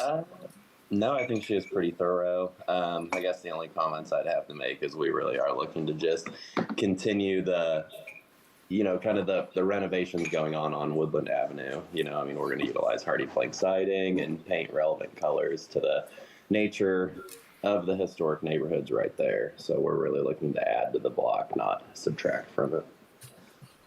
Okay, well, thank you very much. Is there any opposition to this? I've not received any public input. Okay, thank you. Then I'll open up to the board. Any discussion among the board? I'm glad to see this project happening. So I appreciate you all bringing a duplex and missing middle housing to the area. Some quick questions. The back porch is going to just be pressure treated wood. The deck, I mean. Correct. We have ideally, I'd really like to go with composite decking on that just to reduce maintenance in the long run. Okay. The base material, the foundation, is that going to be a stucco clad on CMU block? That is what the plans are dictating now. The only thing I can see us changing that is to do poured wall moving forward, just because we're going to have retaining walls coming out, just because of the grade on each side, and I think that'd be visually more appealing. Well, if they do cast in place concrete, would that not have to come back to at least staff to review that? Is cast in place exposed allowed in infill guidelines? I mean, so it doesn't speak specifically to materials in that way. It's more speaks to finishes. Got it. And so if it had a parge coat or a stucco coat, that would be appropriate. And I'd say the other, in your packet, we do have some images showing that retaining wall and the proposed grade. I just didn't have it on the screen. One comment that I often say is, if you do have this massive wall of parge coat, white, gray, whatever it is, if it's not a requirement, this is a suggestion, just I'm a resident of the area, to put some sort of landscaping stone around the full perimeter of your house to where you don't have to mow or weed eat right up against it, because within a few weeks it's just sprayed with red clay and doesn't look good. So I know eventually you'll probably develop that corner lot next to you, but for the time being, that side elevation is going to be so prominent it'll start to look pretty bad if you don't take care of it at the base of the foundation. Yeah, and we've had that discussion so far with a couple of our staff members that are on staff with me, and we are planning on having, some sort of a finished walkway on each side of the home just to, make entry from the rear to the front, going around the outside easier. Okay. So we were not going to leave that bare.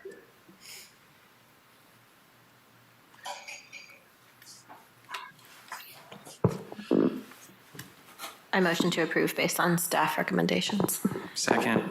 We have a motion and a second. Is there any further discussion? Seeing none, all in favor? Aye. Any opposed? Thank you. Motion passes. All right, so we have 400 East Oldham Avenue, 4B24IH. Thank you guys for your patience. It was a show. We were learning so much tonight. Yeah, it's a real so much. Okay. No, it's really not. We're so happy to be here. Yes. Okay. So we're glad to have you. We're so happy to be here. I'll give you guys a brief introduction. So this is an after-the-fact review of a new front porch and a front driveway. So the front gable stoop was replaced with a full-length front porch featuring a horizontal wood railing, a full-length wood pergola above. The pergola is not considered a roof per the city zoning standards. So right now it's considered a deck and they will be adding a metal roof on top of that. The applicant has proposed the addition of black metal panels at a 2/12 pitch to create a roof. They have also added a front driveway, which didn't have a city permit. So some of the findings, administrative COAs may be issued for minor modifications to porches or driveways that meet the design guidelines, but then these matters come to the design review board if they don't meet the guidelines.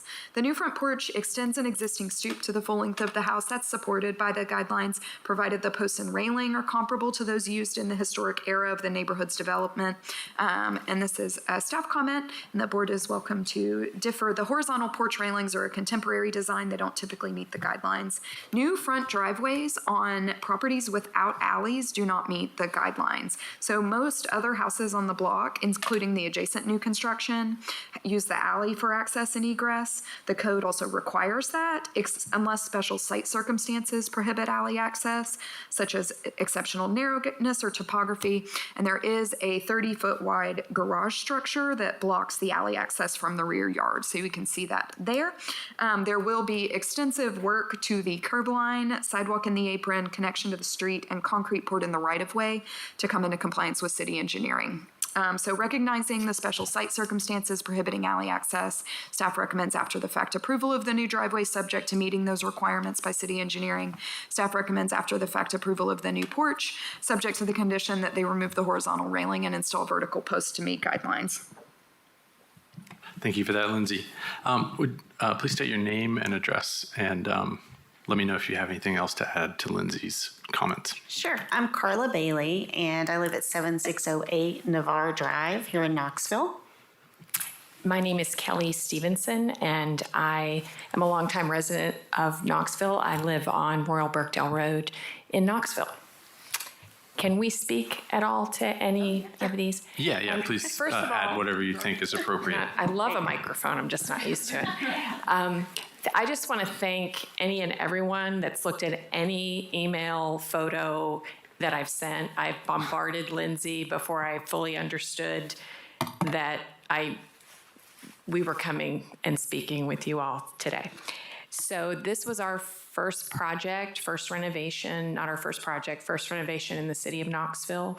I personally feel like we've learned a ton in a really short amount of time. We've met a lot of great people that came for inspections that really took the time to educate us. And we are approved in every other category. We found out that we should have gotten these permits on our very last inspection, which was on the building, and no one said anything or asked any questions about that. So after I've cried and had far too much wine over these problems, a couple of things. We are lucky enough to be next door to a home that you all approved really recently. And again, even though I sent at least 100 photos, and I'm sure you all were like, we are not accepting any more emails from her. This is a picture, and I'm sorry it's not on the screen, of the house next door with horizontal. You're just referring to the horizontal. Yeah, so I'm just referring, just because I realized when we were there a day or two after those comments, I was like, well, it's actually more modern, in my opinion, because it's thinner. We tried really hard to do something that brought a really badly neglected home back to what we think is a really wonderful but more contemporary take on a cottage. We call it Oldham Cottage because that's sort of our plan. In addition, the only other thing that I want to just make known is, to us, it's not a new driveway. It had a black tar driveway. And I do have a photo that didn't make it into here. So we just re-poured the driveway. We took up that tar and re-poured the driveway because one was already there, and we understand this is brand new material and are not, have no issue with that and want to learn and understand. I think we clearly do. The curb cutout was a homemade that was already there. And so we were happy to make any accommodations in that way to meet any requirements. Carla, do you have anything? I Okay, think you should turn the timer on next time she speaks. Okay. Yeah, we should. Not just for you, but for everybody. So, okay, is that all then? And then, is there any opposition? I'm seeing. I've not received any public input. Okay, thank you. And I'll open up for the board then. Any discussions? My question is, did we approve that horizontal railing on the one next door, or did they just build it different, which happens sometimes? I can pull that case file up. They very often just build it differently in the field. And I do remember those are instances where sometimes those plans show the secondary porch and then sometimes they don't. Right. And it ends up being a little vague with those side elevation secondary porches. So I can't speak to that right now. And it's a very difficult thing for the inspectors to keep up with. Sorry. We tried, and again, this is the first time for us to do a renovation in the city, and we are ironically in the same neighborhood of the home that you all just discussed and the new house next to us. And so, we are trying to learn as quickly as we can, and we were just so focused on all the starting from scratch on all of the mechanicals. And, we just had it without going over every single code. And we did try to ask a lot of other questions while the inspectors were there, especially the ones that crossed over. So it's taking full responsibility, but we are just open for learning as much as we can. So you had a building permit, but not a certificate of appropriateness. They did, correct. And their permit did not include some of the scopes of work that were completed. Understood. So to my very first question, your framing has been inspected and is safe? Yes. Okay. And you all are not occupying the home? Were you aware of any guidelines when you were starting this project? Design guidelines? We were not, no. Just the mechanicals. We bought this project. More just the aesthetic exterior examples, I'm saying. Did you have any understanding of design guidelines that were required? No, not in a written sense. I have the document now of all the infill housing guidelines. But again, just a steep learning curve. And my first reaction to this was to get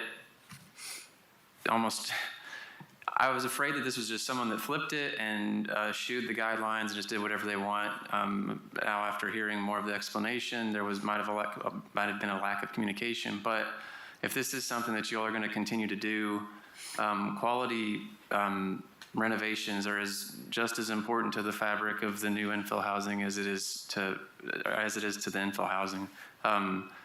If it's not done right, then it'll continue to blight and ruin our streetscape. So it is important that you did get brought back to discuss this. But in the future, obviously, you were going to because you've learned from it now. But that's super important for these projects as well. I appreciate your attitude toward the whole process because it can be very frustrating to do a project for the first time and sort of understand the context of all the things that you have to do. So I appreciate that. Having said that, I think doing something a little bit different and non-standard is an exciting, fun thing to do, but not in an overlay district where there's guidelines that we have to adhere to. So I just want to sort of give you some support that was a fun, cute thing to try, but that I agree with Lindsay and the staff recommendations that the railing will need to change to fit the guidelines of the overlay area. Okay. So Are you making a motion? Are we ready for a motion? I can do that. You can make a motion anytime you want. I want to do one last bit of conversation, the discussion about adding the black metal or whatever metal roof over the pergola. Pergola obviously isn't something we typically see either. Is there any thought on the roof being added to it to help it be more in kind to what a guideline would expect? Oh, you mean on the front of the building there? Yes. Yeah, because you wouldn't see a pergola there. You'd see like a roof. Because they're showing a detail of adding some battens to be able to achieve 2 to 12 slope. And is your intent to make it a roof or just leave it as a pergola? We intended a pergola. Oh, They intended a pergola, but a front porch without a roof is a deck. Is a deck. And you can't have a deck in the front yard. So Yeah. they have to add a roof. yeah. Okay, And the so pergola's there. so with that, and I think you might be showing it in your detail, it'll require a gutter and downspout on the front edge of that roof. It's not, I mean, I think it's north facing, so it's not going to completely contribute to any sort of solar glare, but to Lindsay's point, it's a deck right now and not a front porch.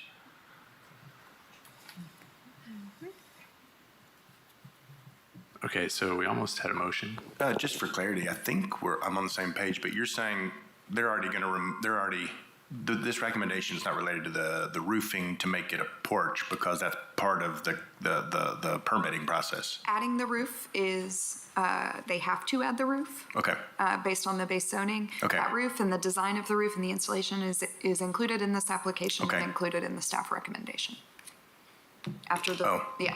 Got it. Yep. Okay. So approving this gets us the roof. Approval of the front porch. I see now. Yes.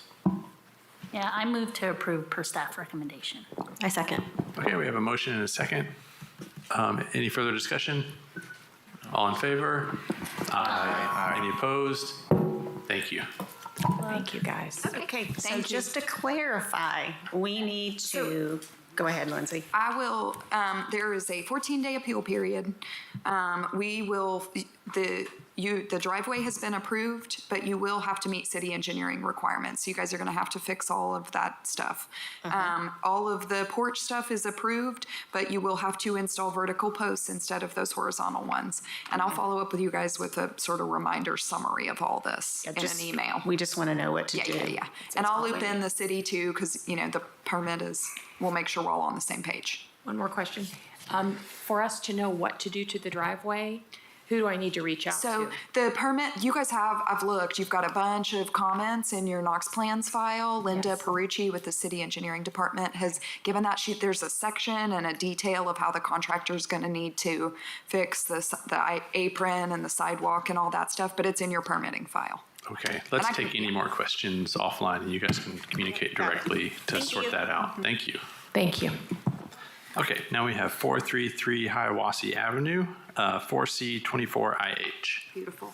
This is a new primary structure fronting Hiawassee Avenue. You guys have seen this address before, but they have revised the design of the house, so it's back in front of the board. So it's a one-story house with a front gable roof, an exterior of fiber cement lap siding, and a parge-coated foundation. They have a 6-foot deep full-length front porch with a hipped roof. It's supported by square 8x8 columns. Parking is located to the rear and accessed from the alley. And so some of the relevant findings, the front setback is aligned with the adjacent houses and the overall front setback pattern of the block. The one-story residence is proportional to the dimensions of the lot and the other houses on the block. The side setbacks on the block in general are relatively inconsistent. The porch, the window and door styles and placement, the materials and the roof pitch meet the infill housing design guidelines. So staff's recommending approval of 4C24IH subject to the condition that the site plan meets city engineering standards. Thank you for that, Lindsay. Is the applicant here? Would they like to speak? Yes, sir. Can you all hear me? We Yes. sure can. Okay, yes, thank you. Would you like I to just add wanted to anything? I just wanted to say. Oh, I'm sorry. Can you state your name and address too? Yeah, sorry about that. Manuel Hudson is my name. And I actually live 2 houses down from this. I got this property maybe 8 to 9 years ago. Can you give your actual address though? My address? Yes. Yes. Yeah. So right now I am in 427 Hiawassee Avenue. Thank you. Yep. Used to live in the 429. So I've been doing upgrades here for the last 8 years. So this will be our biggest project so far. And a lot of good things are happening on this street. So looking forward to, adding to it. Okay, thank you. Is there any opposition to this? No public input received. All right, thank you. I'll open up for board discussion then. Is that magnolia tree that's existing going to remain, or is that not going to be possible? So it will remain. It will remain, and it's actually outside of the property line. So we're still going to add a shade tree also. Got it. Within the property line. Okay.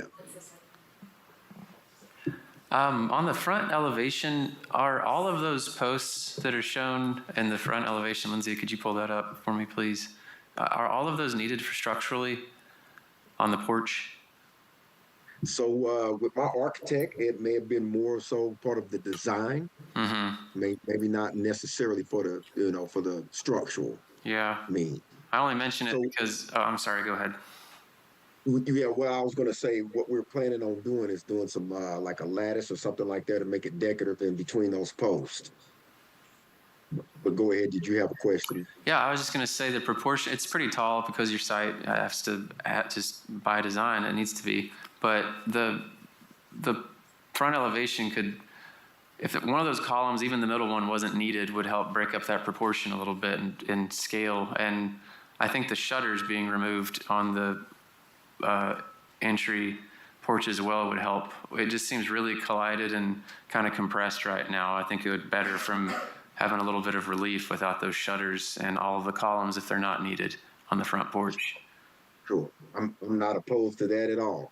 Okay.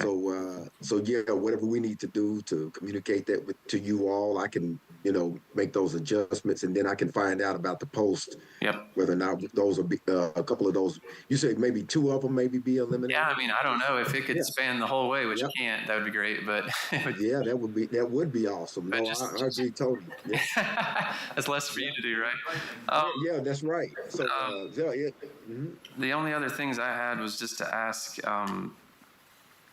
There's a couple of facades that are pretty blank that could use another window. Can you look at the floor plan? There's a couple of rooms that, and this is something you won't be happy about because I'm telling you to add things, not take things away. But and I think what is a back room it has a porch a window off to the rear porch, but not one in the rear, and then one of the rooms to the that does face the front porch, it could stand to have another window towards the plan south to be able to break up that facade a little bit.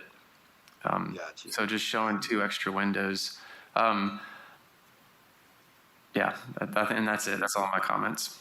And say which room was that in again? I'm sorry. Let me make something over here. No, the middle one, I guess, middle back one, the very back facade. On the left, yeah, that facade, and then the front right, I guess page bottom right. Okay. East. I can't tell the cardinal directions on the plan. But other than that, front porch is to the right. Yep. Yeah. Okay, so maybe the front right. Yes, sir. I got you. Yep.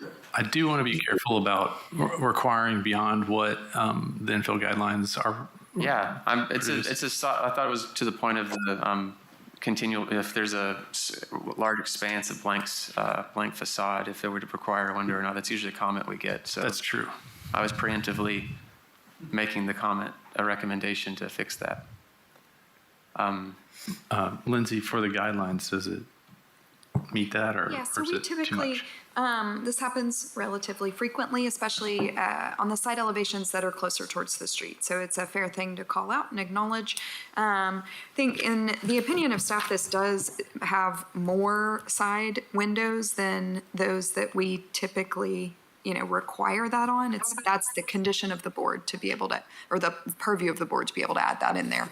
Well, I'm not going to fight for that comment. If it's not a requirement, then it's up to the applicant whether they want to add the window or not. Sure. Yep. Right. So I'd make a motion to approve per staff recommendations. Second. Okay, we have a motion and a second. Is there any further discussion? Yep, sorry, I jumped the gun. On the staff on the staff recommendation is to approve. We discussed removing the shutters. Is that something that we're working into the motion, or is that something, I know the applicant agreed to it, but is that something that we're putting in the motion, or is that a suggestion? I would add it to the motion, yes. Okay. Thank you, John. And then the investigation of the columns and the additional windows is up to the applicant. Okay.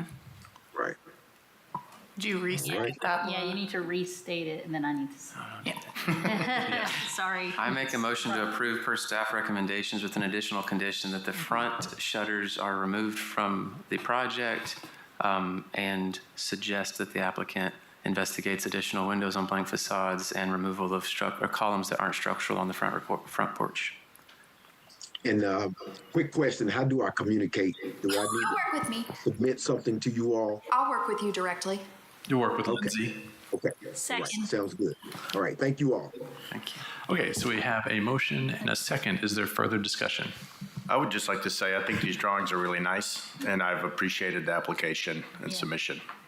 I agree. I particularly like those tall windows. All right. So any further discussion? All right. No? All right. So we have a motion and a second. All in favor? Aye. Aye. Any opposed? Motion passes. Thank you. Right. Okay, one more. 3221 Bellevue Street, 4D24IH. So we are now in the Edgewood Park neighborhood. This is a new primary structure fronting Bellevue Street. It is a 1.5-story residence with a side gable roof with a 6/12 pitch. It's 10/12 with a 6/12 pitch massing towards the rear. There's a projecting front gable roof massing on the right side. The house measures 30 feet wide by 35 feet, 4 inches deep. There's a recessed entry with a front gable roof entry vestibule. The parking is located to the rear. It's accessed via Seymour Avenue, so that's the corner street on an existing driveway. So just to go through some of the findings, the house is proposed to be set 28.5 feet from the front property line, so from that entry stoop. So the main massing of the house is 32.5. The average front setback of the block face is 40.2. The adjacent house is at 39. The house should be recessed towards the rear somewhat to align with the adjacent house. The block to receive new construction is characterized mostly by minimal traditional houses. There are several comparable houses in Edgewood Park that have these 1.5-story, like large front gable roof massings. There's some on the 3300 block of Bellevue. The parking meets the infill housing guidelines, and there may be final site plan modifications necessary to meet city engineering standards.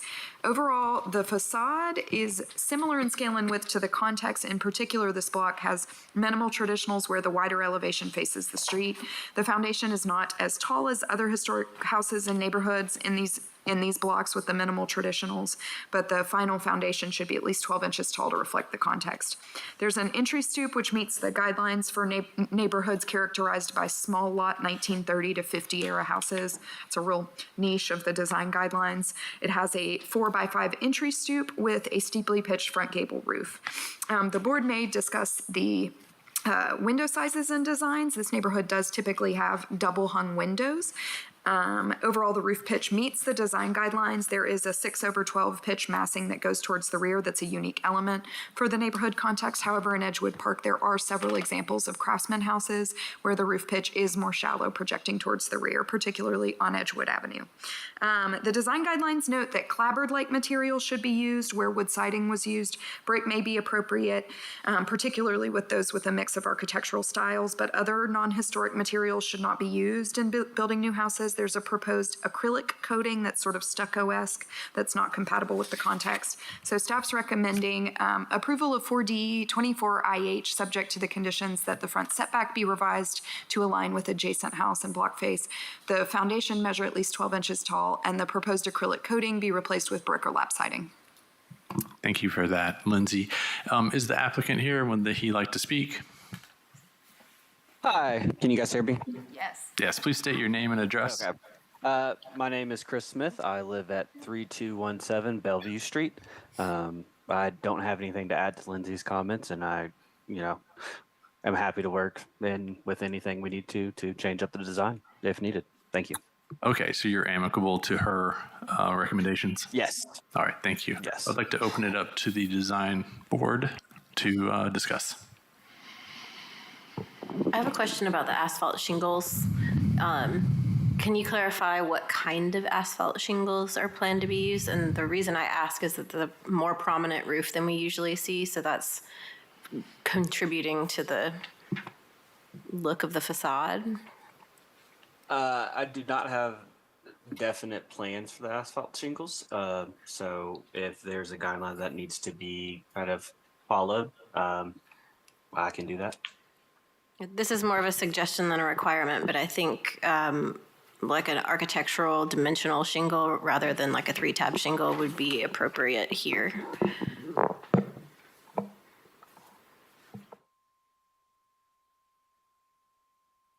Is there a elevation view of the rear? There we go. Thank you. That's right. I remember that now.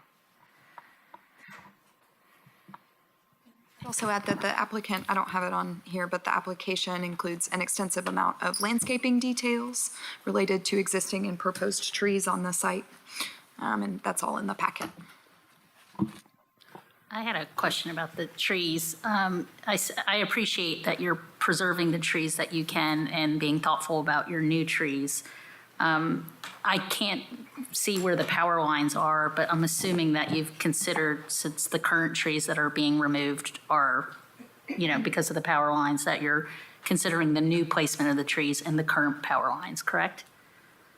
Yes, the old existing ones are pretty much right on the property line, and I'm actually shocked that they haven't been kind of trimmed back a little bit at where they're at. The one in the front that's kind of shown the pecan tree, and that's going to reach pretty tall.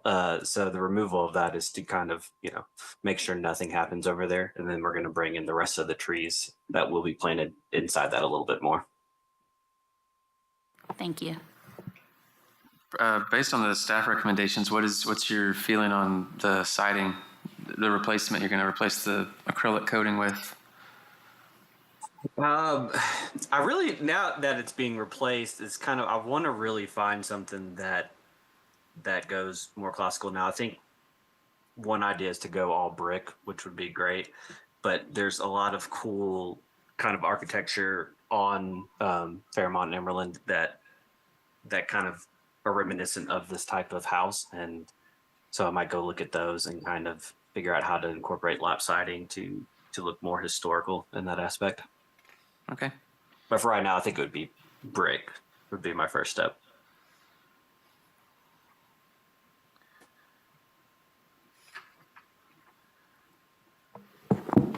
I make a motion to approve based on staff recommendation. I'll second. All right, we have a motion and a second. Any further discussion? Seeing none, it's top. All in favor? Aye. Any opposed? Thank you. Motion passes. Thank you, Chris, for your endurance. Thank you to you guys on the side for your patience with this. It's not always like that. Yes, thank you everyone for a long meeting, and we will, I'll close it up and we'll be officially done.